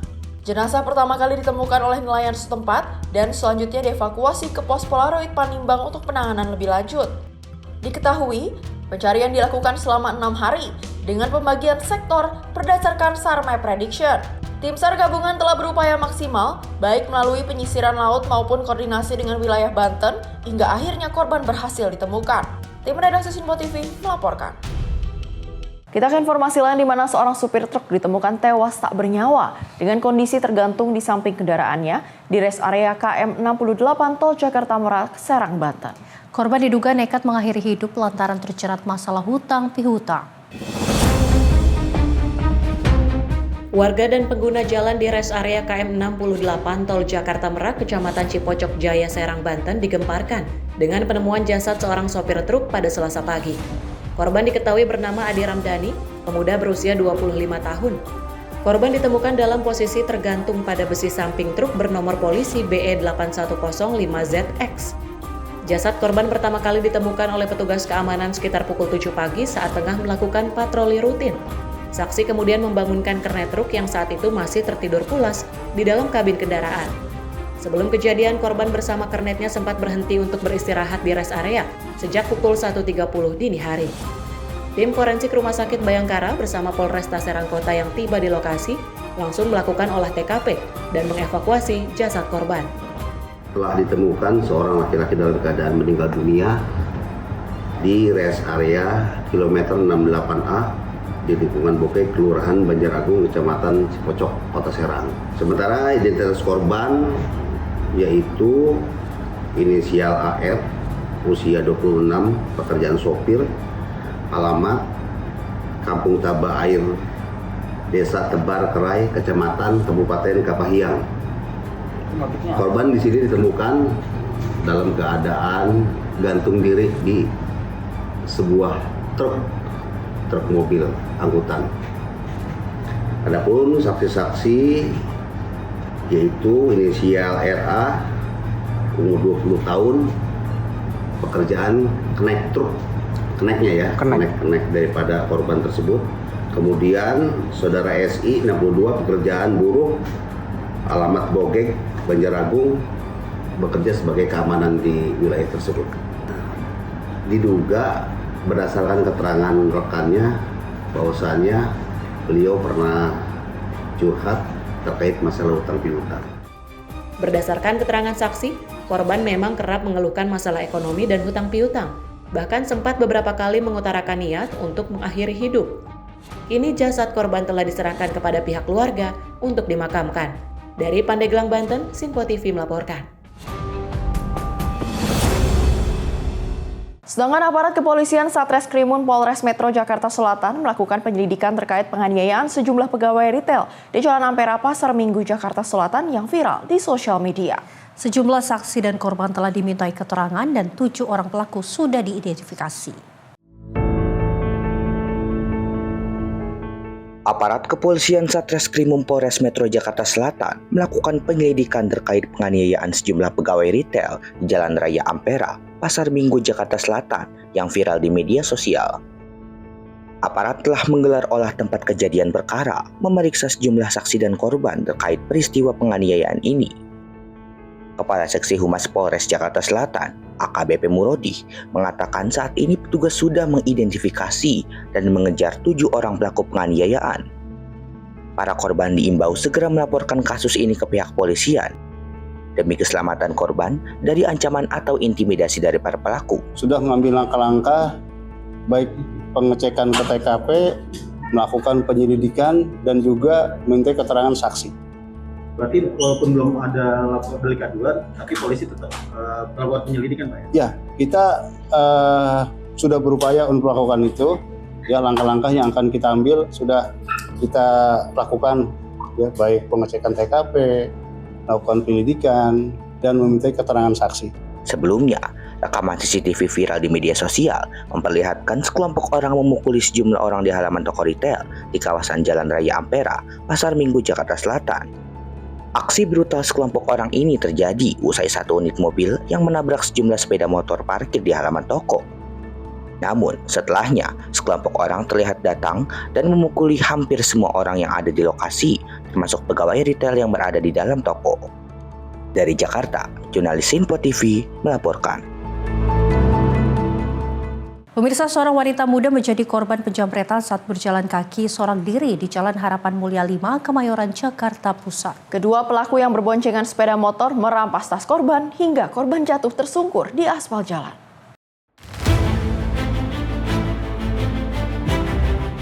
Video kamera pengawas CCTV ini merekam detik-detik aksi penjamretan yang dialami seorang wanita muda. Korban yang tengah berjalan kaki seorang diri tiba-tiba dipepet 2 pria berboncengan sepeda motor. Satu pelaku langsung merampas tali tas korban yang tergantung di pundak, hingga korban jatuh tersungkur di aspal jalan. Aksi penjamretan terjadi saat korban akan berangkat ke tempat kerja dengan berjalan kaki di ruas Jalan Harapan Mulia 5, Kemayoran, Jakarta Pusat. Tak hanya kehilangan tas berisi barang berharga, korban juga dikabarkan mengalami luka-luka akibat benturan keras saat terjatuh dan sempat terseret. Meski sejumlah warga tak mengenal korban maupun kedua pelaku, namun diakui jika daerah tersebut rawan akan aksi penjamretan. Para pelaku tak mengenal waktu saat beraksi baik pagi hari, siang maupun malam hari dengan sasaran pejalan kaki atau warga yang tengah asik bermain ponsel di pinggir jalan. Kemarin ada kejadian penjamretan yang tahu Mbak sendiri ini korbannya ini siapa dan berapa orang pelaku, Mbak? Saya nggak tahu ya namanya siapa, terus juga pelakunya saya juga nggak lihat, soalnya kelihatannya tuh udah jatuh di situ aja di depan toko beras ini. Itu lagi jalan atau lagi naik motor Pak untuk korbannya? Kayaknya sih jalan ya, soalnya nggak ada kendaraan motor yang di dekat dia. Nah itu yang dijamret apa Pak? Nggak. Mungkin tasnya, tapi nggak ada yang kena kemarin barang-barangnya. Handphonenya masih ada, tasnya juga masih ada. Cuman luka-luka aja orangnya. Karena apa? Karena keseret jatuh atau? Ya kayaknya jatuh deh, karena jatuhnya itu. Nah untuk di jalan sendiri mengerawan atau gimana sih Pak? Ya pernah sih emang sebelumnya kejadian kayak gitu, tapi nggak terlalu sering banget gitu juga. Itu kejadian kemarin pagi atau apa? Pagi, sekitar 9:30-an gitu deh. Hingga kini belum ada keterangan resmi dari Polsek Kemayoran, Jakarta Pusat. Meskipun warga berharap polisi bertindak serius mengungkap kasus tersebut, agar kedepannya tidak ada warga yang menjadi korban penjamretan. Dari Jakarta Pusat, Riswanto Ahmad melaporkan. Kita beralih ke unit Reskrim Polsek Medan Area menindak tegas 2 anggota komplotan pencurian kendaraan bermotor. Kedua eksekutor ini dilumpuhkan dengan timah panas pada bagian kaki usai berupaya melarikan diri saat akan disergap petugas.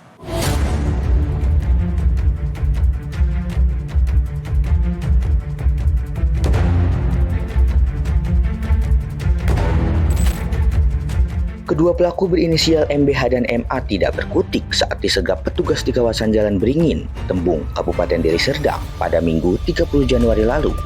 Pada saat proses penangkapan, kedua residivis ini sempat berusaha melawan dan melarikan diri dari kejaran petugas. Tak ingin buronannya kabur, polisi terpaksa melepaskan tembakan tegas yang mengenai kaki kedua tersangka. Kapolsek Medan Area, AKP Muhammad Ainul Yakin menyatakan, kedua tersangka terbukti merupakan komplotan spesialis curanmor yang telah beraksi di 15 TKP di wilayah hukum Polrestabes Medan. Diketahui, komplotan ini berjumlah 3 orang dengan peran masing-masing. Tersangka MBH dan MA bertindak sebagai eksekutor lapangan, sedangkan rekan mereka berinisial D yang kini masih buron merupakan otak pelaku sekaligus penada hasil pencurian. Aksi terakhir mereka di Jalan Jermal 11, Medan sempat terekam kamera CCTV dan viral di media sosial yang kemudian menjadi petunjuk bagi petugas untuk melakukan penangkapan. Dapati MA melakukan kegiatan curanmor sebanyak 10 kali atau 10 TKP dan MB sebanyak 5 kali. Mereka tergabung dalam komplotan yang sudah terorganisir. Ya, disinyalir si D yang menjadi DPO ini dialah yang menjadi otak pelaku. Dialah yang menjual sepeda motor hasil curian. Pihak kepolisian kini masih melakukan pengejaran terhadap tersangka D, serta terus berupaya mengamankan barang bukti sepeda motor hasil curian yang telah dijual oleh para tersangka. Dari Medan, Sumatera Utara, jurnalis Sinpo TV melaporkan. Pemirsa, penangkapan seorang pelaku pencurian kabel di Jembatan Musi 6, Kota Palembang, Sumatera Selatan berlangsung dramatis. Pelaku nekat melompat ke sungai untuk menghindari warga. Namun pelaku akhirnya berhasil ditangkap petugas Ditpol Airut Polda Sumsel.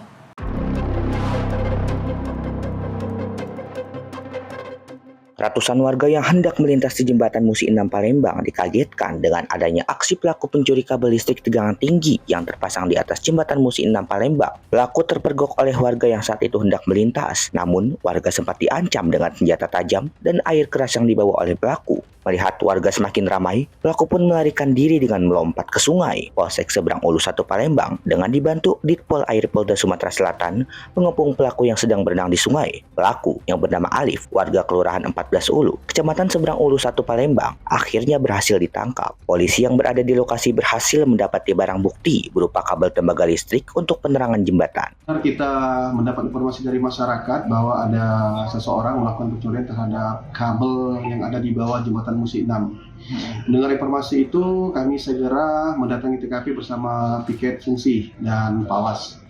Kemudian setelah kita sampai di TKP, memang benar ada pelaku yang masih bersembunyi di situ, namun kita perintahkan untuk menyerahkan diri, namun masih bertahan. Kemudian kita minta bantuan daripada rekan-rekan yang lain di situ, termasuk Polair dari Polda.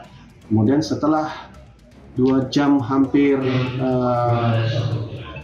menunggu, akhirnya pelaku menyerah dan diamankan di Direktorat Polair Polda.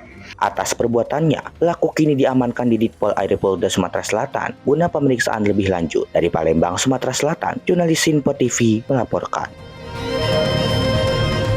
Presiden undang organisasi Islam dan Ponpes di Istana. Informasi selengkapnya sejenak, tetaplah bersama kami di Menyapa Indonesia Pagi.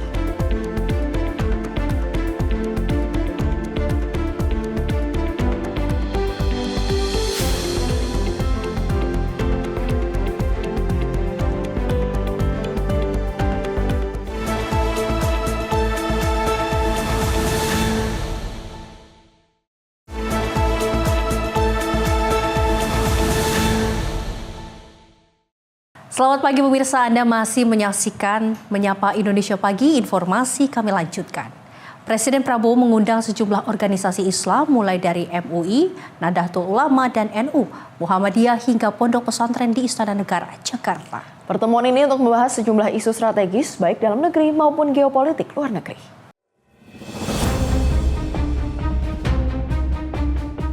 Presiden Prabowo mengundang sejumlah organisasi Islam dan pondok pesantren ke Istana Negara, Jakarta pada Selasa 3 Februari 2026. Adapun pertemuan ini untuk membahas sejumlah isu strategis, baik dalam negeri maupun geopolitik luar negeri, termasuk pembahasan mengenai bergabungnya Indonesia ke dalam Board of Peace. Hal ini disampaikan oleh Sekretaris Kabinet Teddy Indrawijaya kala ditemui wartawan di Istana, Jakarta. Teddy menyampaikan pertemuan ini rutin digelar oleh Presiden Prabowo setiap 3 hingga 4 bulan sekali. Adapun pertemuan ini akan membahas sejumlah program strategis pemerintah, pencapaian pemerintah, dan kondisi serta situasi dalam negeri maupun luar negeri, termasuk pembahasan bergabungnya Indonesia ke dalam Dewan Perdamaian Gaza atau Board of Peace. Hampir semua organisasi Muslim, PBNU, Muhammadiyah, MUI, ada Persis, Syarikat Islam, kemudian tokoh-tokoh Ponpes dari Jawa Timur dan lain sebagainya. Okay? Nanti jumlahnya sekitar 40 sampai 50. Okay? Diskusi tentang kondisi dalam negeri, luar negeri. Isu global untuk pertemuannya nanti apakah juga Board of Peace? Tentunya iya. Pasti semua akan dibahas, salah satunya tentang itu. Tadi saya bilang bahas kondisi dalam negeri dan luar negeri.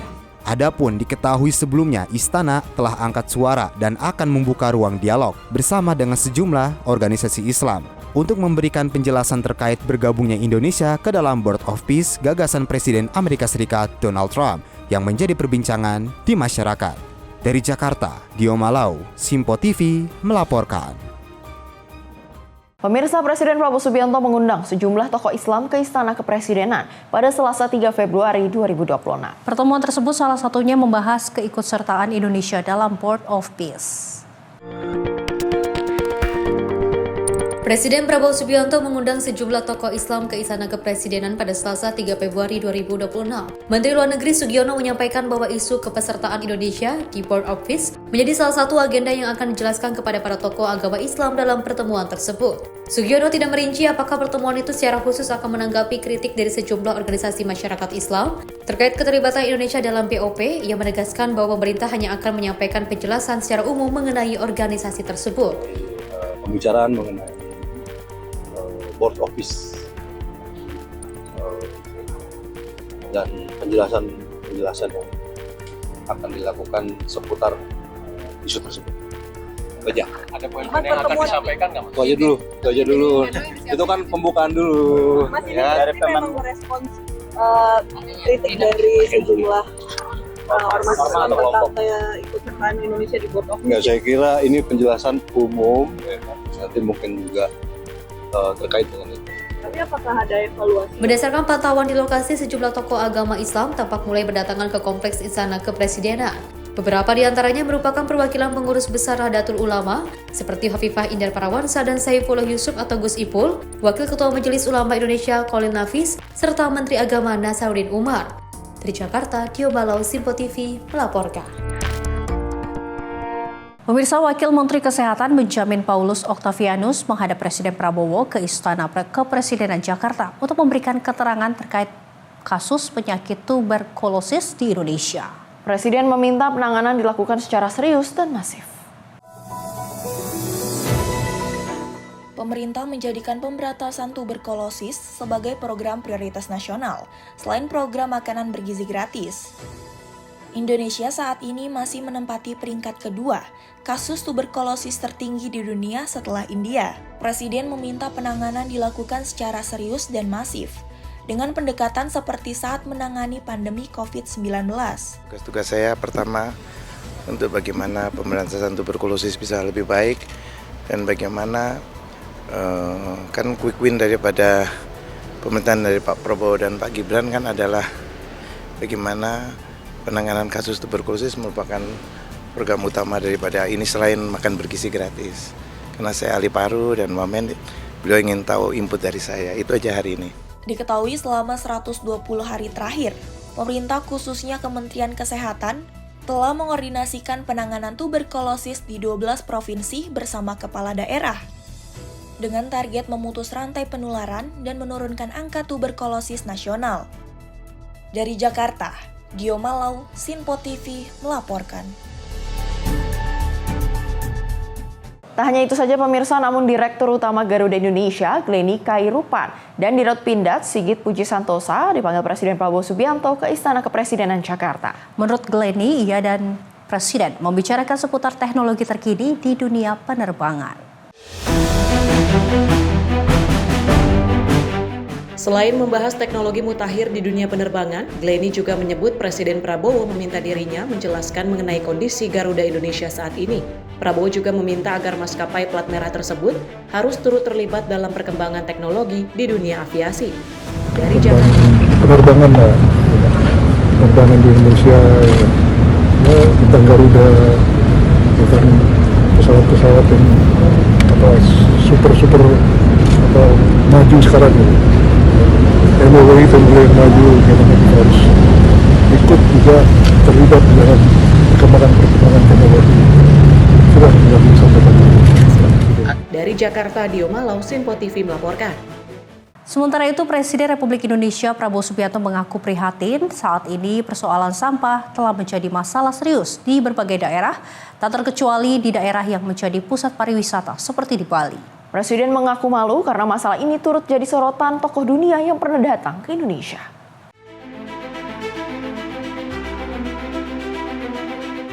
Presiden Republik Indonesia Prabowo Subianto mengaku prihatin saat ini persoalan sampah telah menjadi masalah serius di berbagai daerah, tak terkecuali di daerah yang jadi pusat pariwisata seperti Bali.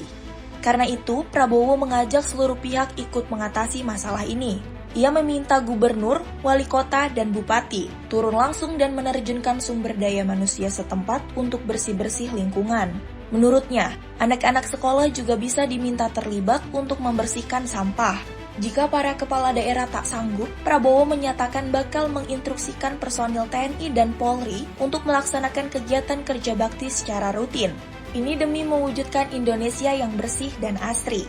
Apakah turis mau datang melihat sampah? Indonesia indah, dia mau datang lihat kumuh.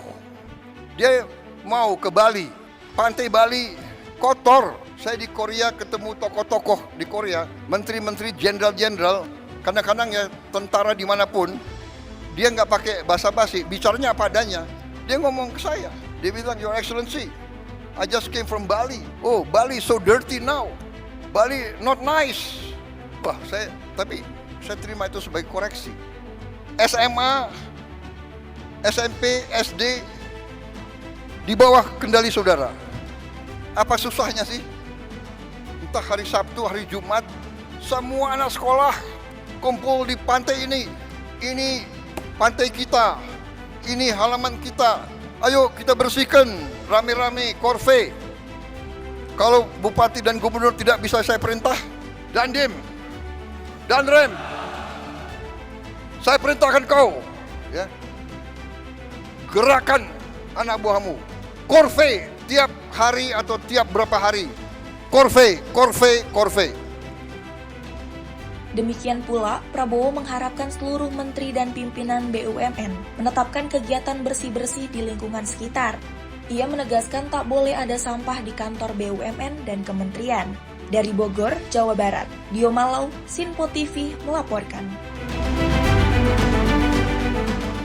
Kita beralih ke informasi lain di mana Menteri Luar Negeri Sugiono menerima kunjungan resmi Perdana Menteri Luar Negeri Slovakia, Juraj Blanar di Jakarta untuk membahas sejumlah prospek kerjasama antar kedua negara. Langkah ini menjadi babak baru kemitraan yang strategis antara kedua negara ke depannya.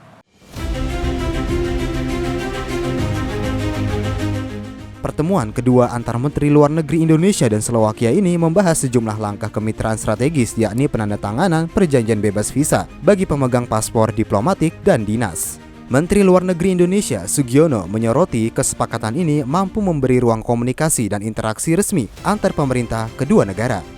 Selain itu, kerjasama di bidang riset, ekonomi, dan pertahanan menjadi diskusi krusial kedua negara. Di antaranya, kolaborasi riset antara universitas di Indonesia bersama tim riset asal Slovakia.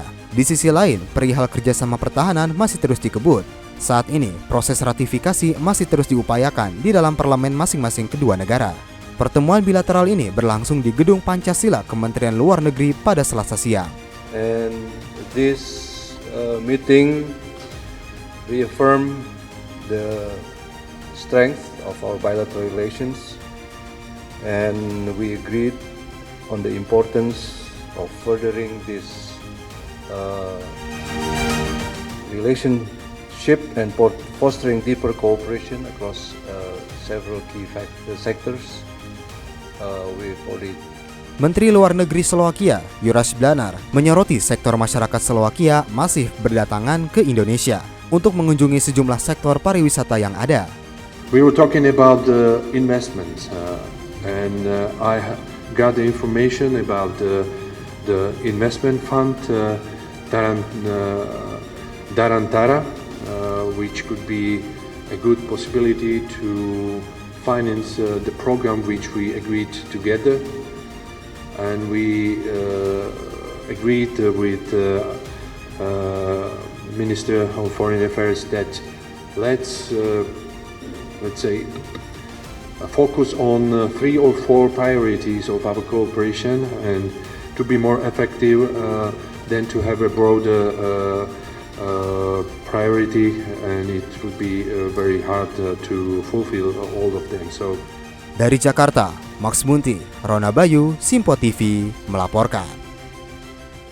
Informasi dari Menteri Lingkungan Hidup sekaligus Kepala Badan Pengendalian Lingkungan Hidup Hanif Faisal Nurofik melakukan inspeksi mendadak ke Kabupaten Ciamis, Jawa Barat. Sidak dilakukan untuk melihat langsung pengelolaan sampah di Ciamis yang menjadi salah satu indikator penilaian penghargaan Adipura.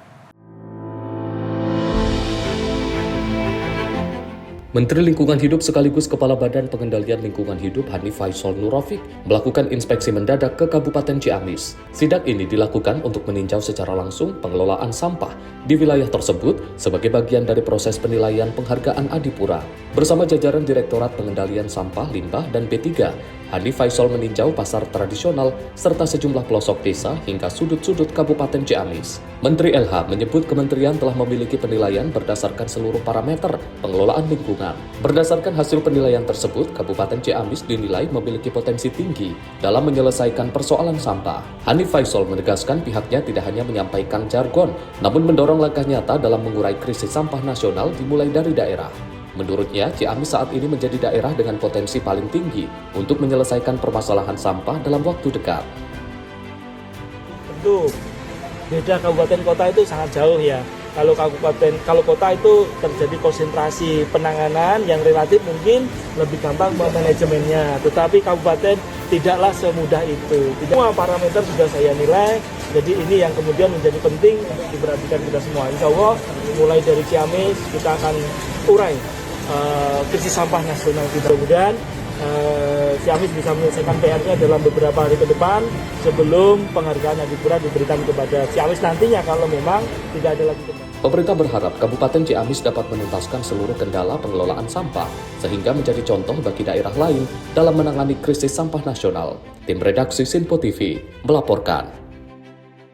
Sedangkan Kementerian Agama menyalurkan bantuan senilai 596 juta untuk pemulihan madrasah, guru, dan keluarga siswa yang terdampak longsor dan banjir di Desa Pasir Langu, Kecamatan Cisarua, Kabupaten Bandung Barat, Jawa Barat. Bantuan tersebut diserahkan Menteri Agama Nasaruddin Umar kepada para penerima bantuan di Bandung Barat pada Minggu 1 Februari 2026.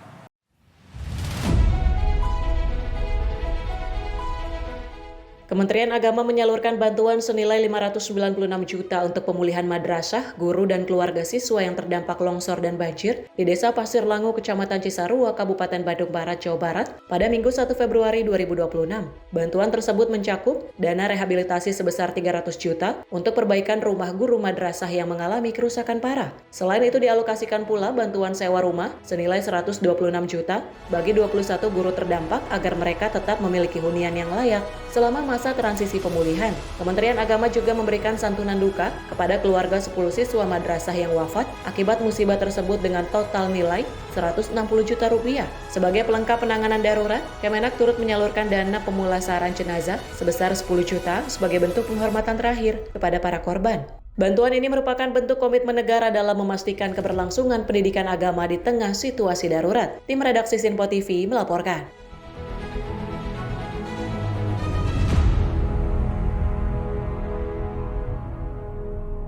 Sementara itu, Menteri Sosial RI Saifullah Yusuf mengunjungi Sekolah Rakyat Menengah Pertama 1 Deli Serdang, Sumatera Utara pada 31 Januari 2026. Mensos melihat langsung pelaksanaan sekolah rakyat serta berdialog dengan para siswa dan orang tua.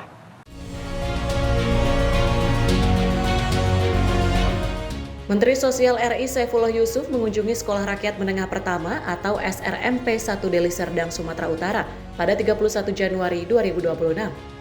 Kedatangan Mensos disambut yel-yel para siswa. Kunjungan ini untuk melihat langsung pelaksanaan sekolah rakyat serta berdialog dengan para siswa dan orang tua. Dalam kesempatan itu, Mensos menegaskan, sekolah rakyat adalah ruang belajar yang inklusif dan setara bagi semua anak, termasuk penyandang disabilitas. Mensos juga menekankan pentingnya toleransi serta lingkungan belajar yang aman, bebas dari intoleransi, perundungan, dan kekerasan agar setiap anak dapat tumbuh dan belajar dengan nyaman. Tim redaksi Sinpo TV melaporkan. Kita beralih ke Ketua Komisi 4 DPR RI, Siti Hediati atau Titik Soeharto, meninjau Pelabuhan Muara Angke didampingi Menteri Kelautan dan Perikanan, Sakti Wahyu Tenggono. Kunjungan tersebut dalam rangka meninjau Pelabuhan Muara Angke yang dinilai over capacity atau melebihi kapasitas kapal.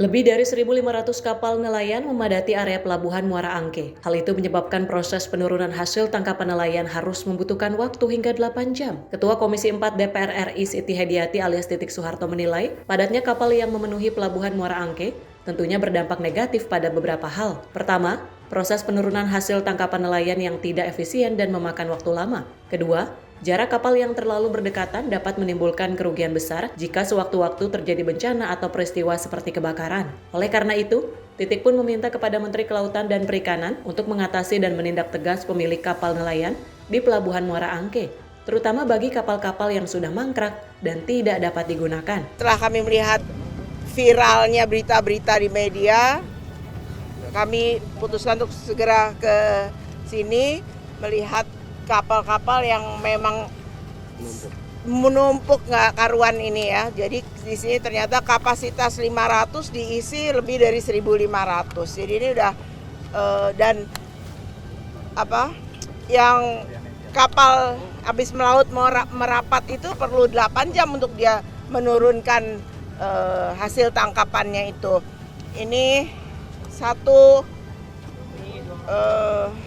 tidak efisien ya untuk kapal-kapal ini untuk menurunkan barang-barangnya. Yang kedua, lebih penting lagi, ini bahaya. Terlalu bahaya kapal yang rapat-rapat. Amit-amit jangan sampai. Tapi kalau satu kebakaran ini habis semuanya gitu ya. Jadi ini kami minta perhatian pada pengelola pelabuhan ini dan juga minta kepada kementerian dari KKP untuk segera mengurai masalah yang ada di sini. Kapal-kapal ini yang rusak, yang mangkrak harus segera dikeluarkan karena ini mengganggu, memenuhi tempat. Dari Jakarta, Sri Dewi Andayani, Mutia Anggiani, Sinpo TV melaporkan. Wakil Ketua Komisi 1 DPR Dev Laksono merespon perihal negara Israel yang kembali menyerang Palestina dengan menewaskan 32 orang pada beberapa waktu lalu. Menurutnya, hal tersebut menjadi catatan penting untuk sejumlah negara yang tergabung dalam Dewan Perdamaian di Gaza besutan Presiden Amerika Serikat Donald Trump.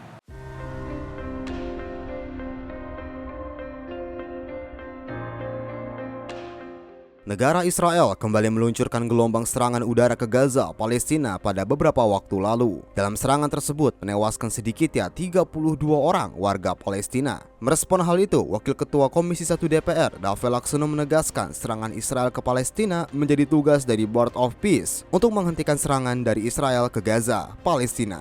Dirinya meminta sejumlah negara yang tergabung dalam Board of Peace dapat memenuhi tugas dan tanggung jawabnya serta mematuhi yang telah disepakati. Ya, kan dengan terbentuknya Board of Peace atau Badan Perdamaian, ya tujuannya itu kan adalah segera menciptakan perdamaian di Gaza. Dan tentu kita lihat bila mana ini berhasil, bisa dikembangkan di wilayah-wilayah lain. Selama konsensusnya itu didapat dengan seluruh anggota dan juga charternya itu menyesuaikan, sehingga tidak ada tumpang tindih fungsi dengan lembaga lain, dan tapi juga tercapai target dan harapannya. Apa yang menjadi catatan penting Bang di Board of Peace? Ya, yang pasti itu adalah konsekuensi dari masing-masing anggota, dan juga masing-masing anggota Board of Peace ini benar-benar memenuhi tugas tanggung jawabnya dan mematuhi apa yang telah disepakati. Dari Jakarta, Fahrizal Ahmad Amin, Simpo TV melaporkan. Kita beralih ke DPRD Provinsi Jawa Barat yang mendorong Wali Kota Depok untuk segera menertibkan aturan Wali Kota atau Perwal yang mewajibkan perusahaan menyerap minimal 50% tenaga kerja lokal. Kebijakan ini dinilai efektif untuk menekan angka pengangguran di Kota Depok. Saat ini praktik ketenaga kerjaan di sejumlah perusahaan di Kota Depok sebagian besar menggunakan sistem outsourcing. Hal ini membuat ribuan pekerja yang tercatat bukan karyawan langsung perusahaan, melainkan tenaga alih daya. Ketua Fraksi Partai Amanat Nasional DPRD Provinsi Jawa Barat, Hasbuloh Rahmat menilai, tanpa intervensi pemerintah daerah, warga Depok akan terus kesulitan mendapatkan pekerjaan meski banyak perusahaan dan kawasan usaha beroperasi di wilayah tersebut. Ia mengusulkan peraturan wali kota yang mewajibkan perusahaan memprioritaskan warga Depok, khususnya untuk tenaga kerja menengah ke bawah. Nantinya, dinas terkait dapat melakukan verifikasi saat perusahaan mengajukan perpanjangan izin usaha. Saya mendorong agar Pak Wali dalam rangka mengatasi pengangguran di Kota Depok yang kan dia bertumpuk-tumpuk nih. Orang tamat SMA 4 tahun yang lalu nganggur, tamat 3 tahun yang lalu nganggur, tamat 2 tahun yang lalu nganggur, tamat tahun ini, setahun yang lalu masih nganggur. Nah kalau ini bertumpuk-tumpuk, ini ibarat daun kering. Kapan disunut dia akan kebakar. Nah ini tumpukan pengangguran ini rawan sosial, rawan kriminal, rawan narkoba, rawan curam, rawan semua rawan. Nah untuk membalik situasi rawan ini menjadi positif, ya mereka harus produktif, mereka harus bekerja. Bekerja zaman sekarang nggak gampang, susah, ditanya pengalaman, ditanya uang sokokan segala. Nah gimana cara untuk membypass agar anak-anak Depok ini bisa bekerja dengan mudah? Ya bapaknya, wali kotanya, ya menurut saya harus berani mengeluarkan perwal, menghimbau kepada hotel, apartemen, mall, pabrik di Depok ini mempekerjakan warga Depok minimum 50%. Silakan 50% diambil tenaga ahli dari luar, nggak apa-apa. Yang tenaga skill ahli yang high teknologi pakai orang luar yang dia harus bawa dari mana kayak terserah, dari luar negeri kayak boleh. Tapi tenaga menengah ke bawah, ya kan, driver, OB, security, tukang jahit, itu mah nggak usah ngambil dari mana-mana, ya bocah Depok aja gitu loh. Nah itu kan kalau tidak dilakukan penetrasi oleh pemerintah, itu kan tidak ada kesadaran. Karena kan mereka juga dibebaskan dengan Undang-Undang Cipta Kerja, menunjuk perusahaan untuk memberikan outsourcing, kan hak mereka juga. Berarti Bang, si perwal ini sifatnya wajib Bang ke perusahaan ya Bang? Oh kalau ada peraturan wali kota mah wajib, karena dia kan per 2 tahun sekali ngurus izin perpanjangan HO, izin gangguan. Ketika ada perusahaan mengajukan izin gangguan per 2 tahun sekali, tanya ke bagian kepegawaian, lo berapa karyawannya? 4.000 berapa orang Depok? 500 evaluasi Bang. Oh iya bisa dong. Jika aturan tersebut tidak diterapkan, maka peluang kerja justru lebih banyak dinikmati oleh tenaga dari luar daerah. Dari Depok, Jawa Barat, Riswanto Ahmad melaporkan. Pemirsa, informasi tadi sekaligus menutup perjumpaan kita pada pagi hari ini. Saya Priska Priscilla. Dan saya Louis Ayu mewakili kerabat kerja yang bertugas pamit undur diri. Terima kasih dan sampai jumpa.